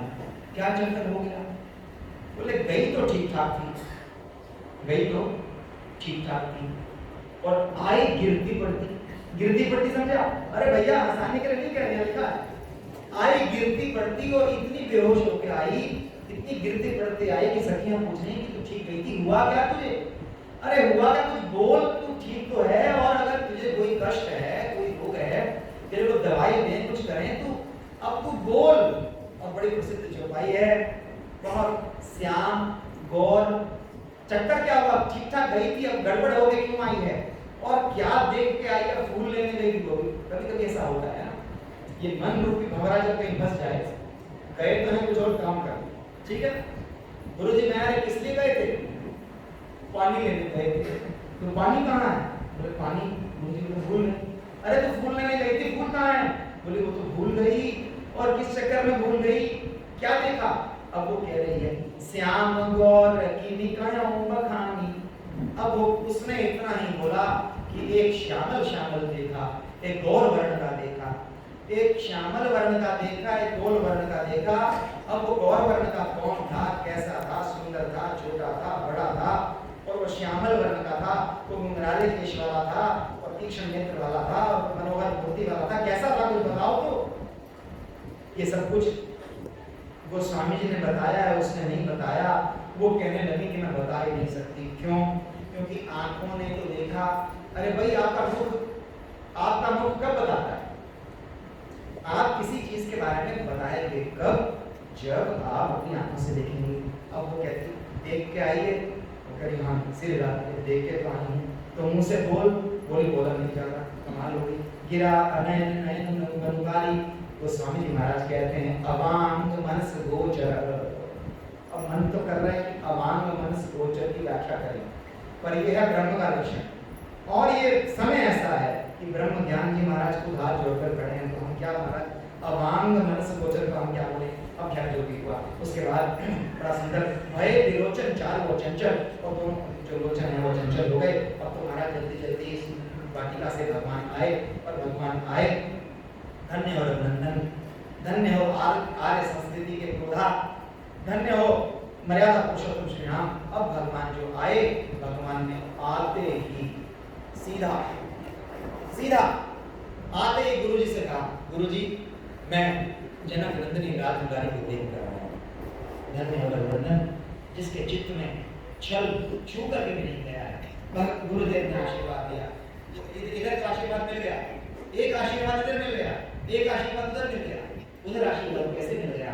पूजन हुआ भगवती भास्वती का, बड़ा सुंदर गौरी भगवती का पूजन हुआ, और आशीर्वाद मिल गया। भगवती गौरी कहने लगी आपका पूजन हम क्या लें, क्यों क्या क्यों लें। अब महाराज गई भवानी भवन बहुरी बंदी चरण होगी कर चोरी।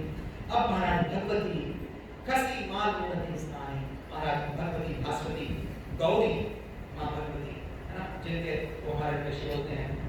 बोल सच्चे दरबार की जय। भगवती दुर्गा ने आशीर्वाद दिया, जय जय गिरिवर राज। आइए जो भाई हम बड़े प्रेम से बोले इस पूरे पाठ करने का समय नहीं है। एक चौपाई से हम भगवती गौरी को, मां भगवती दुर्गा को प्रणाम करते चले, वो आशीर्वाद दे रहे हैं। जय जय वरराज किशोरी, जय जय वरराज किशोरी, जय महेश मुकुंद चकोरी, जय महेश मुकुंद चकोरी, जय गजवदन शटानन माता, जय गजवदन शटानन माता, जगत जननी दामिनी बुद्धिदाता, जगत जननी दामिनी बुद्धिदाता। अब तुम्हारा बड़ा सुंदर आशीर्वाद हुआ, सकल मनोरथ वहीं तुम्हारे। अब तो बड़ा सुंदर सुंदर आशीर्वाद होकर के बड़ा सुंदर आशीर्वाद मिल गया दोनों को। इधर भगवान श्री राम को गुरु जी का आशीर्वाद मिल गया, उधर जो है मां भगवती भास्वती जानकी का आशीर्वाद मिल गया। अब महाराज क्या हुआ, अब अगला दिन प्रातः काल हुआ और विगत निसार रघुनायक जागे, भगवान जागे, और भगवान जब जागे तो बंधु बिलोकी गहन हंस लागे। अब भगवान मुनींद्र विश्वामित्र के चरण में प्रणाम किया और प्रणाम करके भगवान को आज्ञा दी। भगवान कहने लगे, गुरु विश्वामित्र कहने लगे, हे राम अब आप जाओ। कहाँ जाओ? अब आप एक बार नगर देख कर आओ। और जब नगर देख कर आओ, महामुनि कह रहे हैं, विश्वामित्र कह रहे हैं, हे राम पयो अरुण अवलोकम ताता और पंकज भोग लोक सुखदाता। हे श्री राम उठो, जाकर जनकपुर में जाओ। आज का वही दिन है, 2 दिन बीत गए हैं, आज का वही दिन है, धनुष यज्ञ का दिन है। और गुरुदेव ने आज्ञा दी बड़े प्रेम से, मर्यादा से कि हे राम अब जाओ। इससे पहले कि गुरु जी का वाक्य पूरा हो, लखनलाल जी बोल पड़े। अब क्यों लखनलाल जी बोल पड़े? देखिए, तो यौ अरण्य अवलोकम ताता पंकज भोग लोक, जाकर सबको सुख दो, जाकर हे राम सबको अपनी रूप माधुरी दिखा करके अपना दर्शन करा के सुख दो। अब महाराज लखनलाल जी तुरंत बोले, किसने? लखन जी बोले। अब लखन जी महाराज के बोलने के पीछे रहस्य है, बड़े मनोहर भाव हैं। लखन जी महाराज इसलिए बोले कि देखो कि प्रभु दर्शन दर्शाने का तो बहुत काम हो गया, दर्शन दर्शन तो बहुत हो गया गुरु जी, अब क्या काम है? बोले अब श्रृंगार रस बोल। दर्शन जो है श्रृंगार रस का विषय है। अब जो हिंदी साहित्य लोग पढ़े हों, जिन्होंने 9 रस पढ़े हों, और उन 9 रसों के 9 विषय क्या हैं, उन 9 रसों के 9 विषयों की 9 चेष्टाएं क्या हैं, ये सब एमए हिंदी में पढ़ा होगा। 2-4 मैंने याद की, फिर मैंने सोचा चलो छोड़ो, हमने कौन सी हिंदी में आगे करती। अब महाराज श्रृंगार रस का जो श्रृंगार रस की क्रिया है दर्शन। श्रृंगार रस आप देखेंगे तभी किसी की सुंदरता का वर्णन करेंगे। लक्ष्मण जी महाराज बोले, गुरु जी ये देखना दिखाना बहुत हो गया। क्या? बोले अब श्रृंगार रस से हमारे भैया थोड़ा सा वीर रस में आएंगे। कि धनुष उठाना, तोड़ना, खींचना, चढ़ाना किसका काम है? वीर रस का काम है। और अब एक और में भी आना है, अब सब वीर रस की लीला प्राप्त होगी। इसलिए हे गुरुदेव अब शांत रहें, अब हमारा काम है, अब हमें भैया श्री राम ने कुछ जागृत करना है। क्या? 2 चीज होती हैं प्रभु में, प्रभाव और स्वभाव। स्वभाव के दर्शन बहुत करवाते आए, माताओं के बीच की चर्चा बहुत हो गई, माताओं के बीच की, सखियों के बीच की, बच्चों के बीच में, विदाउट ड्यू रिस्पेक्ट। अब चर्चा है वीरों की। अब राज्यसभा में माताएं नहीं होंगी, सखियां नहीं होंगी, बच्चे नहीं होंगे, कौन होंगे? इस धरती के सब परम वीर होंगे। इसलिए लक्ष्मण जी बीच में बोल पड़े, और भी गुरु के बीच में बोल पड़े। लक्ष्मण जी महाराज की कल्पना नहीं हो सकती कि वो गुरु का अवमानना करें, पर लक्ष्मण जी ने सोचा छोड़ो, गुरु जी को कौन समझाए कि दर्शन दर्शन हो गया गुरु जी, अब थोड़ा सा धनुष संभालने का समय आ गया। इसीलिए प्रभु प्रभाव सूचक भगवान, अब प्रभु जी स्वभाव छोड़ो, अभी मुस्कुराना छोड़ो, स्वभाव छोड़ो और प्रभाव की कुछ चर्चा दिखाओ। अरे स्वभाव प्रभाव के लिए बड़े, पर अब महाराज जी कुछ हो, अब बंधु वचन सुनी प्रभु भगवान मुस्कुरा रहे हैं, दिल अल्लाह तुम ठीक कह रहे हो, हमें पता है तुम किस तरह इशारा कर रहे हो। अब महाराज समझ गए गुरु विश्वामित्र कि किस चीज का समय आ गया है। इतने शतानंद गुरु जी महाराज उन्होंने जनक जी को बोल दिया, जनक जी महाराज चलिए अब उस धनुष यज्ञ का समय आ गया है। और उधर शतानंद जी महाराज, शतानंद जी कुल पुरोहित हैं, शतानंद जी संदेश लेकर आए गुरु विश्वामित्र जी के पास। आप राजा जनक ने सस्नेह आदर पूर्वक निमंत्रित किया है। अब महाराज विश्वामित्र जी कह रहे हैं उठो, कहाँ उठो, धनुष यज्ञ। अब महाराज के नाम छुपा रखा, आपको स्मरण होगा गुरु विश्वामित्र जी ने यज्ञ की चर्चा की थी कि हे रघुनंदन, एक यज्ञ पूरा करवा दिया, दूसरा यज्ञ पूरा करना है। तो नाम छुपा रखा था कि अभी राम जी को अभी बताए थे नहीं, स्वयंवर के बाद अब सही नाम ले रहे हैं। देखिए, शतानंद पद बंदी प्रभु बैठे गुरु पनी पाई, और चलो तात मुनि कयो तब। मुनि ने कहा, महामुनि ने कहा, हे तात, हे राम जी, अब चलो। कहाँ? पटवा जनक बुलाई, जहाँ जनक जी ने बुलाया है। जनक जी ने कहाँ बुलाया है? जनक जी ने बुलाया है एक बड़ी सुंदर यज्ञशाला में, और वो यज्ञशाला किस लिए बनी है? अब गुरु के श्रीमुख से वास्तविक नाम निकल रहा है। धन्य हो सीय स्वयं बरु देखहि जाय, बोले जनक नंदनी जानकी से स्वयंवर महाराज की। एक बार हम अयोध्या में गए, अयोध्या में भोजन होने लगा, और भोजन में हमें पता था कि 8-10 तरह की चीजें बटनी और जय जयकार बोलनी शुरू हो गई। तो मैंने सोचा कि कितनी तरह की जय जयकार। हम अब अगर आपसे पूछ रहे हैं कि भगवान के जितने नाम आपको याद हैं, सबके आगे नाम लगाकर जय बोलो, कितनी देर आप बोले? जितने नाम याद रखो। और मुझे पहली बार में अयोध्या गया, अब गया तो वहां जय जयकार बोलनी शुरू हुई, तो ऐसे ऐसे जय जयकार हमने तो वृंदावन में सुनी कि राजहरण की जय, और दूसरे के लोटा की जय, गोवर्धननाथ की जय, और बरसाने की जय। अब हमने अयोध्या में जय जयकार सुनी, सीए स्वयंवर की जय, राम करवड़ महोत्सव की जय, और इस महोत्सव की जय, उस महोत्सव की जय। और महाराज विश्वास करिए 10 मिनट तक जय जयकार बोलते रहे। बाद में एक महात्मा ने बताया ये तो कुछ नहीं है, हमारे यहाँ तो अगर भात सिद्ध होना हो, समझे, चावल बनना हो अभी, और पंगत में देर हो जाए भोजन बनने में, तो हम तो आधा घंटा जय जयकार बुला सकते। मैंने कहा धन्य महाराज, आज हमें भी देर जल्दी है। तो सीए स्वयंवर महोत्सव की जय, सीए स्वयंवर देखहि जाय। अब गुरु विश्वामित्र कह रहे हैं, सीए स्वयंवर देखहि जाय, ईश कहाँ हो देखी बड़ा। गुरु विश्वामित्र जी के मुख से बात निकल गई, जैसा हम लोग कई बार बोलते हैं कि देखो ये काम होने जा रहा है, अब भगवान किसको श्रेय देंगे। ऐसे ही गुरु विश्वामित्र के मुख से निकल गया क्या? ईश काहि धों देहि बड़ाई। देखो ईश्वर किसको यश देता है, समझे मतलब कि शेष स्वयंवर के लिए चलो, और वहां इतने भूपति, इतने राजा हैं, पर ईश काहि धों देहि बड़ाई। देखेंगे लक्ष्मण जी को फिर गुस्सा चढ़ गया, तेज आ गया ना, जरूरत है उसकी। लक्ष्मण जी बोलते हैं, अरे गुरु जी काई भाई क्या, अभी तो आशीर्वाद दिया भूल गए हो? क्या किया है? अरे अभी तो आपने आशीर्वाद दिया है कि 1 दिन पहले कि तुम्हारे सब मनोरथ सिद्ध हो। हाँ, तो भूल गए आपने आशीर्वाद दिया है कि आपके मनोरथ सिद्ध हो। उनके मन में मनोरथ क्या है? अपनी अर्धांगिनी को मिलने का, तो मनोरथ सिद्ध है। काई भाई छोड़ो, ये यही तोड़ेंगे धनुष।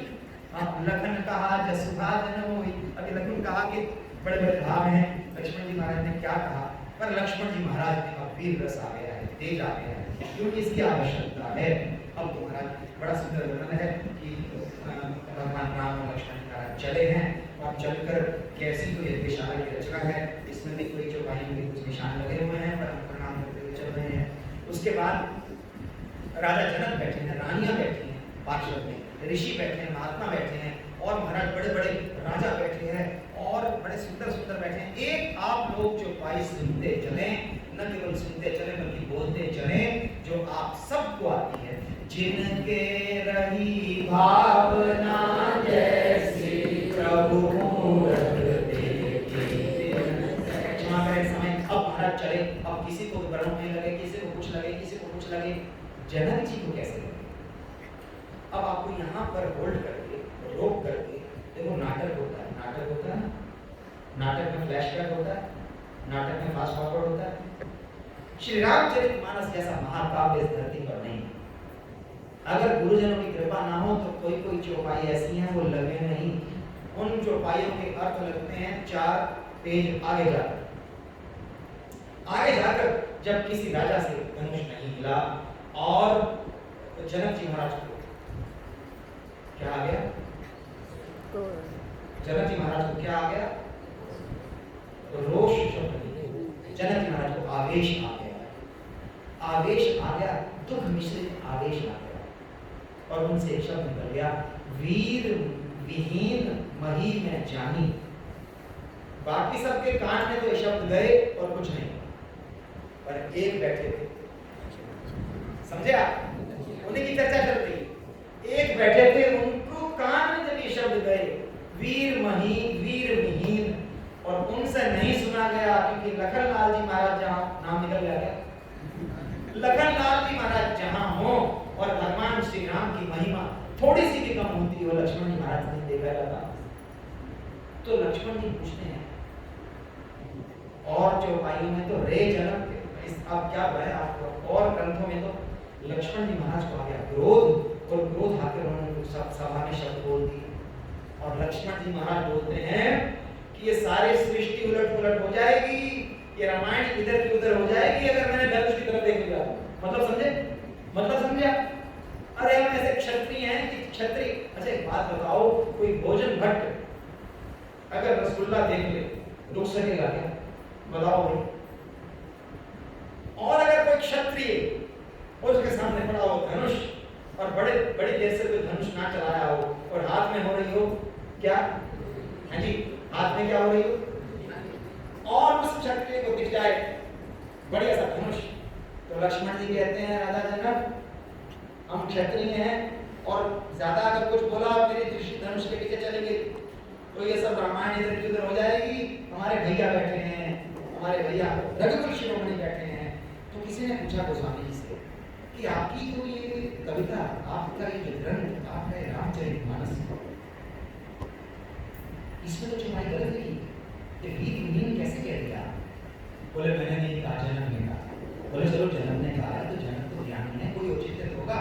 बोले हाँ औचित्य होगा, पर राजा जनक ने वीर विहीन इसलिए कह दिया, राजा जनक ने इसलिए कह दिया कि इस धरती पर कोई वीर नहीं है। राम जी को नहीं देखा था क्या? आप लोग बताओ, राम जी को नहीं देखा था? बोले देखा तो था, पर श्री राम जी को राम जी की तरह नहीं देखा था, राम जी को बालक की तरह देखा था, जो छोटा सा नन्हा सा मुन्ना सा सुंदर सा बालक है। बिल्कुल यहाँ जो बात है कि शिशु की भांति देखा था, और उनके अंदर तो वात्सल्य था।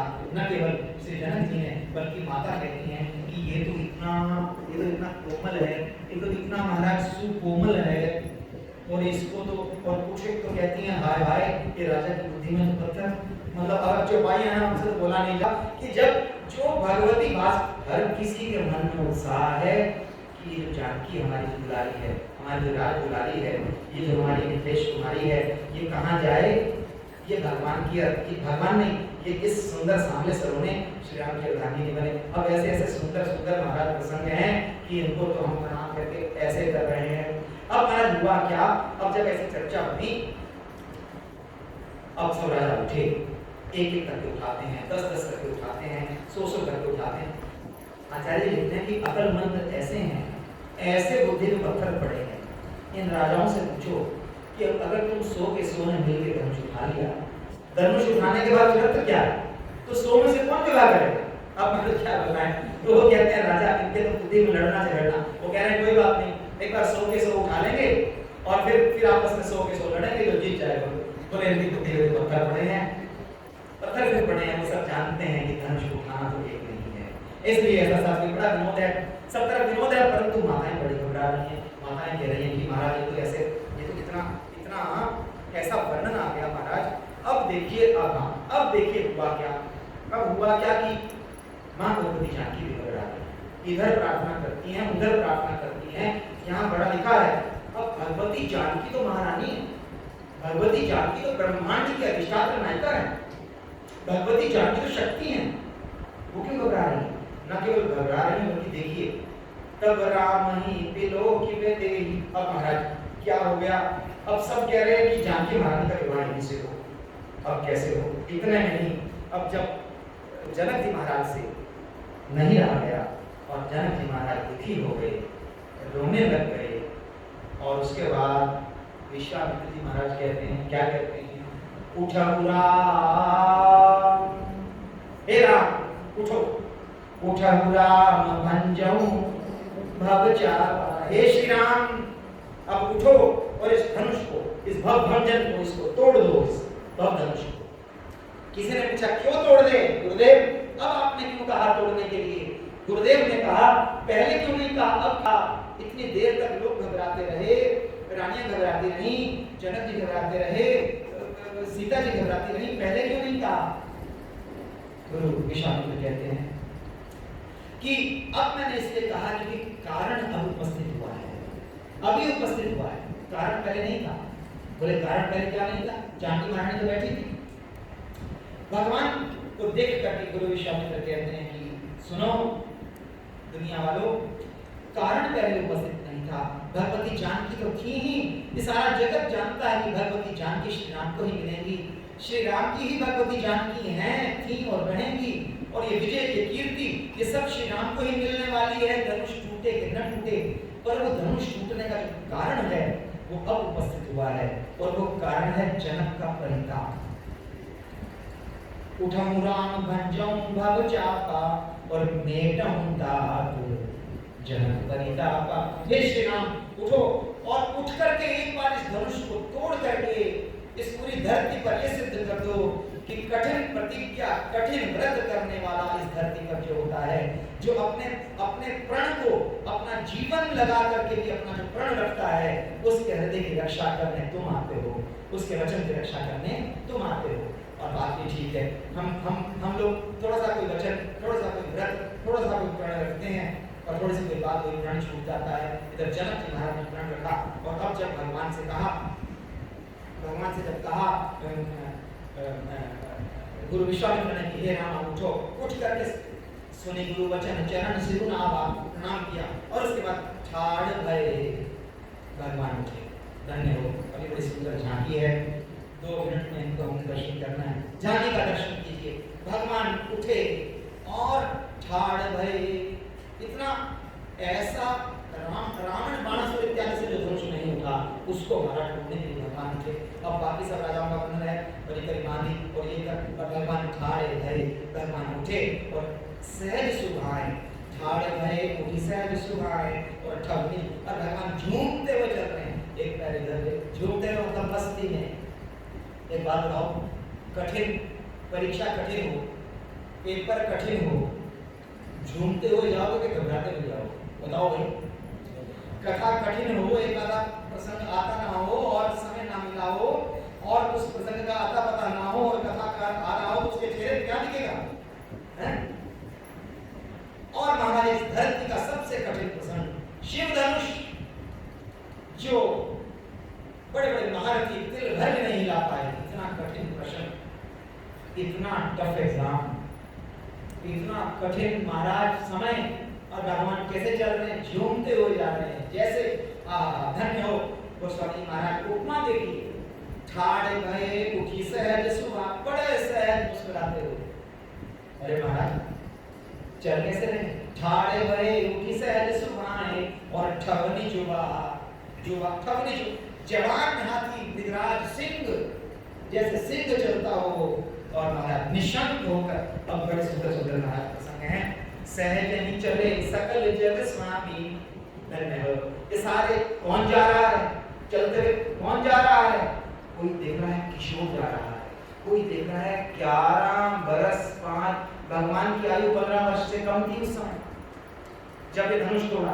कोई देख रहा है कि नदी को जा रहा है, माताएं देख रही हैं कि कौन जा रहा है, और ये जा रहा है सहज नहीं चले सकल जग स्वामी, ये सारे जगत का ब्रह्मांड का स्वामी जा रहा है। अब महाराज जानकी पूजा कर रहा है, और भगवान आकर खड़े हो गए और धनुष के सामने ऐसे देख, और जैसे महाराज सिंह देख रहा हो ऐसे देख रहे हैं और खड़े हैं। अब खड़े हैं तो जानकी महारानी की क्या हालत हो रही है? जानकी महारानी सोच रही है, अब महाराज हम जब बच्चे थे, इतना याद हमने भगवान को पूरे साल में नहीं किया जितना पेपर वाले दिन किया। सच्ची बात है कि नहीं? हम मुस्कुराते हुए चेहरे बहुत हो गए। अब महाराज भगवती जानकी का चेहरा देखो, भगवती जानकी खुद आदिशक्ति हैं, कबीला जा कर रही हैं। देखो अब गिनिए आप, मैं तो जिनकी कथा सुन के तैयारी करके पढ़ के आया हूँ, उन्होंने एक एक भगवान का नाम लेकर क्या क्या मांगा है, क्या क्या प्रार्थना की है, वो बताया है, और मुझे थोड़ा बहुत याद भी है, पर आप समझ नहीं। अब देखो भगवान गिनते रहो और प्रार्थना गिनते रहो। सखी बचन सुनी भे परती थी और मिटा विषाद बड़ी प्रीति, परंतु तब राम ही विलोकी वैदेही। देखो अर्थ सबको समझा रहा है। जैसे ही वैदेही ने श्री राम को देखा, तब राम नहीं बिलो के में देही और समय हृदय और बिनते जेहि शब्द बड़े क्या क्या है। जेहि मतलब पंचदेव उपासना, शंकर भगवान को नहीं छोड़ा, भगवती को नहीं छोड़ा, अरे महाराज गणेश जी को नहीं छोड़ा और सूर्य भगवान को। गणेश जी बस एक दिन डाल दो, ये धनुष जो है हल्का हो जाए और मन ही मन मनाव अकुलानी, ये अकुलानी शब्द की व्याख्या आनी चाहिए। भगवती जानकी के महाराज क्या हालत है और वो प्रसन्न महेश भवानी, ये महेश भवानी की क्यों उपासना कर रहे हो? अरे जिनका धनुष पड़ा है उनको नहीं मनाएंगे तो किसको मनाएंगे? और गणनायक पर यहाँ तक इतना कह दिया भगवती ने कि आज तक मैंने जितनी सेवा की है प्रभु सारी सेवा ले लो, बस ये पेपर क्लियर। मतलब ये धनुष को हल्का कर दो महाराज। गणनायक पर, हे गणेश जी आपकी प्रसिद्धि है, आप विघ्न हरते हो, तुम्हारे क्या विघ्न है? हमारे विघ्न ये है कि सबसे बड़ा इतना भारी धनुष, इस धरती का सबसे दिव्य धनुष पड़ा है। और गणनायक वरदायक देवा, और आज जो लगे कि नहीं की सेवा, जितने तुम्हारी सेवा की है आज तो हमें उसका रिटर्न गिफ्ट दे दो। अब महाराज कहीं से कोई मन में शांति नहीं आई, तो अब महाराज भगवती जानकी कह रही हैं, किसको कह रही हैं? बोले अब इधर उधर की प्रार्थना छोड़ो। किसका?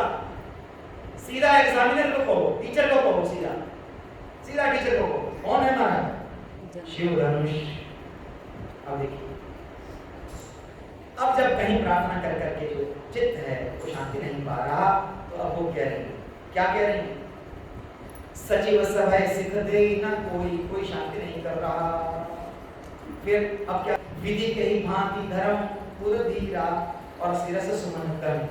अब महाराज प्रार्थना करते हुए माता कहती है, सकल सभा के मति भय भोरी, सभी तो महाराज घूम गए हैं, दिमाग किसी का है नहीं। हे शिव धनुष अब मोहि संभु चाप गति तोरी, हे शिव धनुष अब तुम्हारी ही गति है। अब शिव धनुष जी कहते हैं, धनुष जी महाराज कहते हैं। अब देखिए धनुष इसको बोलते हैं श्री जानकी धनुष संवाद। और मुझे पूरा विश्वास है आचार्य चरणों में प्रार्थना करने का अपनी बड़ाई नहीं है, ये 1 2 3 महापुरुषों को छोड़ करके ये कथा आपको कहीं मिलेगी नहीं। श्री शिव धनुष जानकी संवाद। भगवती जानकी कहते हैं शिव धनुष से कि भैया तुम ही हल्का हो जाओ। तो कहता है क्यों? अभी तो प्रार्थना कर रही थी आप सबसे, और भगवती जानकी कह रही हैं प्रार्थना तो कर रही थी। किस किस को प्रार्थना? बोले शंकर भगवान को, बोले सबसे पहले भगवती को, गणपति को प्रार्थना की। 20 मन का धनुष प्रार्थना करेंगे, सारी सेवा ले लो। गणपति ने कहा चलो अच्छा 10 मन का कर देता हूँ। अब बोले 10 मन का कर दिया, आधा हो गया। अब बोले इतना भी नहीं उठेगा मुझसे, नहीं उठेगा। बोले फिर भगवती से प्रार्थना की, उन्होंने 10 से 5 कर दिया, 5 से 2.5 हो गया, अब 2.5 से 1 मन का हो गया। और शंकर भगवान से कहा प्रभु ये 1 मन का भी उनसे उठेगा नहीं। भगवान ने कहा क्यों नहीं उठेगा? शंकर भगवान ने कहा, भगवती जानकी कहती है प्रभु हमें पता है नहीं उठेगा, तुम्हें कैसे पता है? बोले हमने देखा है उनको। क्या देखा है? बोले हमने देखा है कि पुष्प वाटिका में एक दोना था उनके हाथ में, एक दोने में 5 फूल थे और 5 फूल में एक दोना उठाया हुआ था। उठने में भगवान को पसीने आ गए, इतने कोमल है भगवान। बोलो भक्त वत्सल भगवान की जय। बोले इनसे 1 मन का भी नहीं उठेगा प्रभु, अब क्या करें? इसलिए हे शिव भैया आपसे प्रार्थना कर रही हूँ, इनसे नहीं उठेगा 1 मन का भी। अब मोहि शंभु चाप गति तोरी, इस अंतर में बड़े सुंदर भाव हैं। और धनुष क्या कहता है? धनुष कहता है क्या करें तुम बताओ, अब क्या करें? अब काम तो करना है, तुम्हारी बात तो सुनी। अब बोले भैया क्या बताएं, तुम ही अपने आप देख लो कितना होना है। अरे बोले कुछ बताओगे कितना हल्का होना है? भगवती जानकी बड़ा सुंदर बात बोलती है, जिस चौपाई से सब कथाएं महापुरुषों ने अपने भाव में सब देखी हैं। अब तो महाराज अब बड़ी सुंदर चौपाई है। निज जड़ता लोकन पर डाली, हे शिव धनुष अपना जो भार है उन पर डाल दो। किन पर डाल दे? बोले अपना भार उन पर डाल दो जो संसारी बुद्धि लेकर के इस प्रसंग को सुनते हैं। जो इस शिव धनुष को जो उन राजाओं पर डाल दो जो गलत बुद्धि से महाराज इस धनुष को उठाने में लगे हुए हैं, और इस पर डाल दो। और कितना हल्का होना है अब ये फैसला इनको देख के तुम कर लो, हमारी बुद्धि तो काम नहीं कर रही। कोई हरम रघुपति ही हारी, बड़ा मनोहर कि जैसे हमने रघुपति को देख करके, हमने अपने स्वामी को देख करके, उनकी कमनीयता को, उनकी सुंदरता को देख करके मन में ऐसा आ गया है। अब तुम भी देख लो, और मुझे विश्वास है कि तुम एक बार देख लोगे तो भगवान की कमनीय, भगवान की मधुर सौंदर्य को देख करके और तुम एकदम तुम भी अयोग्य हो जाओगे। अब महाराज एक क्षण हुआ और हमारा संवाद हुआ। भगवान समझ गए, देवताओं ने प्रार्थना की, देवताओं ने कहा प्रभु अब ये लीला और नहीं देखी जाती, अब एक काम करो, क्या अब तो महाराज कर दो काम, अब तो तोड़ दो, समय इतना हो गया, घर जाना है, तो महाराज करो काम। अब जब ऐसा देवताओं ने कहा, भगवान महाराज सामने आए और भगवान ने कहा देखिए धन्य हो रघुनंदन, अब जब धनुष के पास आए तो एक बार मन ही मन गुरुदेव को फिर प्रणाम किया। हमारे जैसा चेला कर तो आए थे प्रणाम, अब माने में अरे ठाकुर जी को प्रणाम करके आप अरे कर तो लिया था प्रणाम, परंतु मन ही मन गुरुदेव को पुनः प्रणाम करते हैं। और गुरु ही प्रणाम मन ही मन कीना और अति लाघव। अब लाघव क्या है? लाघव का हमारा संस्कृत के महापुरुष बताते हैं समय की, हमारे समय की जो गणना है, डिस्ट्रीब्यूशन ऑफ टाइम, वो क्या है? आवर्स, घंटे, मिनट, सेकंड, सेकंड क्या है? मिली सेकंड, माइक्रो सेकंड, है ना, 10 टू द पावर, समझ गया? लाघव बता रहे, बोले महाराज इतना भारी धनुष 10,000 राजाओं से नहीं उठा, उसको भगवान श्री रामचंद्र रघुनंदन ने, अब देखो महाराज क्या करते हैं, भगवान देख रहे हैं सिंह की तरह। अब देवताओं ने कहा प्रभु आप जल्दी करो, और जल्दी का नाम सुनते ही जब उनकी आज्ञा हो गई तो महाराज भगवान ने उस धनुष को उठाया। अब देखिए राघव का लाघव देखिए, ऐसा धनुष हाथ में उठाया। गोस्वामी तुलसीदास जी महाराज ने किसी ने पूछा कि तुम बताओ धनुष कैसे टूटा, क्या हुआ? क्योंकि शर्त थी, क्या थी? धनुष उठाना। 3 शर्त बताई थी आपको, याद है कि प्रसाद में मन चला गया आपका, कि घर में मन चला गया, देर तो हो गई। 3 शर्त थी, धनुष को उठाना है, ठीक है, प्रत्यक्षा चढ़ानी, ऐसा रामायण में और शास्त्रों में लिखा है। बड़े से बड़े महावीर और जिम जाने वाले आजकल के छोड़िए, बड़े से बड़े महावीर धनुष को उठा करके जब धनुष की प्रत्यक्षा चढ़ाते हैं तो बड़े बड़े महावीरों के भी महाराज पसीने निकल जाते हैं। तो 3 शर्त थी, धनुष को उठाना है। पहली बात तो उठाना क्या, तिल भर भूमि से नहीं मिला, और उठा करके, क्योंकि जब धनुर्धर उठाएगा तो धनुर्धर उठा करके एक हाथ में उठाएगा, दूसरे हाथ में प्रत्यक्षा चढ़ाएगा। तो एक तो उठाना है, फिर अब समय निकल गया, नहीं तो आप एक्टिंग करके दिखाते साथ में, बढ़िया है कथा का, ठीक है, कथा का थोड़े नए हैं पर नकल तो अच्छी की है, हमारी कथा अच्छी सुन करके पढ़ के और सारा दिन कमरे में बंद रह करके। अब महाराज 3 शर्त थी, धनुष को उठा करके प्रत्यक्षा चढ़ा करके और चाप को खींच करके दिखाना है, तब महाराज विवाह होगा। अब किसी ने गोस्वामी से पूछा महाराज अभी बताओ इन 3 शर्तों में से कौन सी पूरी हुई? गोस्वामी जी ने कहा महाराज तुम्हें नहीं पता। अरे किसको पता? ब्रह्मा जी से पूछो, शिव जी से पूछो, किसी को नहीं पता। बोले पता क्यों नहीं, हुआ क्या? बोले जो आखिरी सीन था पिक्चर का, समझे आप? आखिरी सीन में हमने ये देखा, आखिरी दृश्य हमने ये देखा कि बस भगवान ने धनुष को उठाया है, और उसके बाद क्या है, लेत चढ़ावत खींचत गाड़े और काबुलन रखा। देखो सब खड़े रहे और जय जयकार की ध्वनि से सब बोले बोलो राजा रामचंद्र भगवान की जय। महाराज भगवान ने धनुष कब उठाया, कब चढ़ाया, कब वो किया, अब महाराज तोड़ करके महाराज तेईछन राम मध्य धन तोड़ा। अब भगवान ने क्यों तोड़ा, क्या वो हुआ? अब हमारे संत कहते हैं, रामायण में लिखा है कि धनुष टूटते ही विवाह तो हो गया। बोलो सीताराम चंद्र भगवान की जय। बहुत क्षमा पूर्वक आज के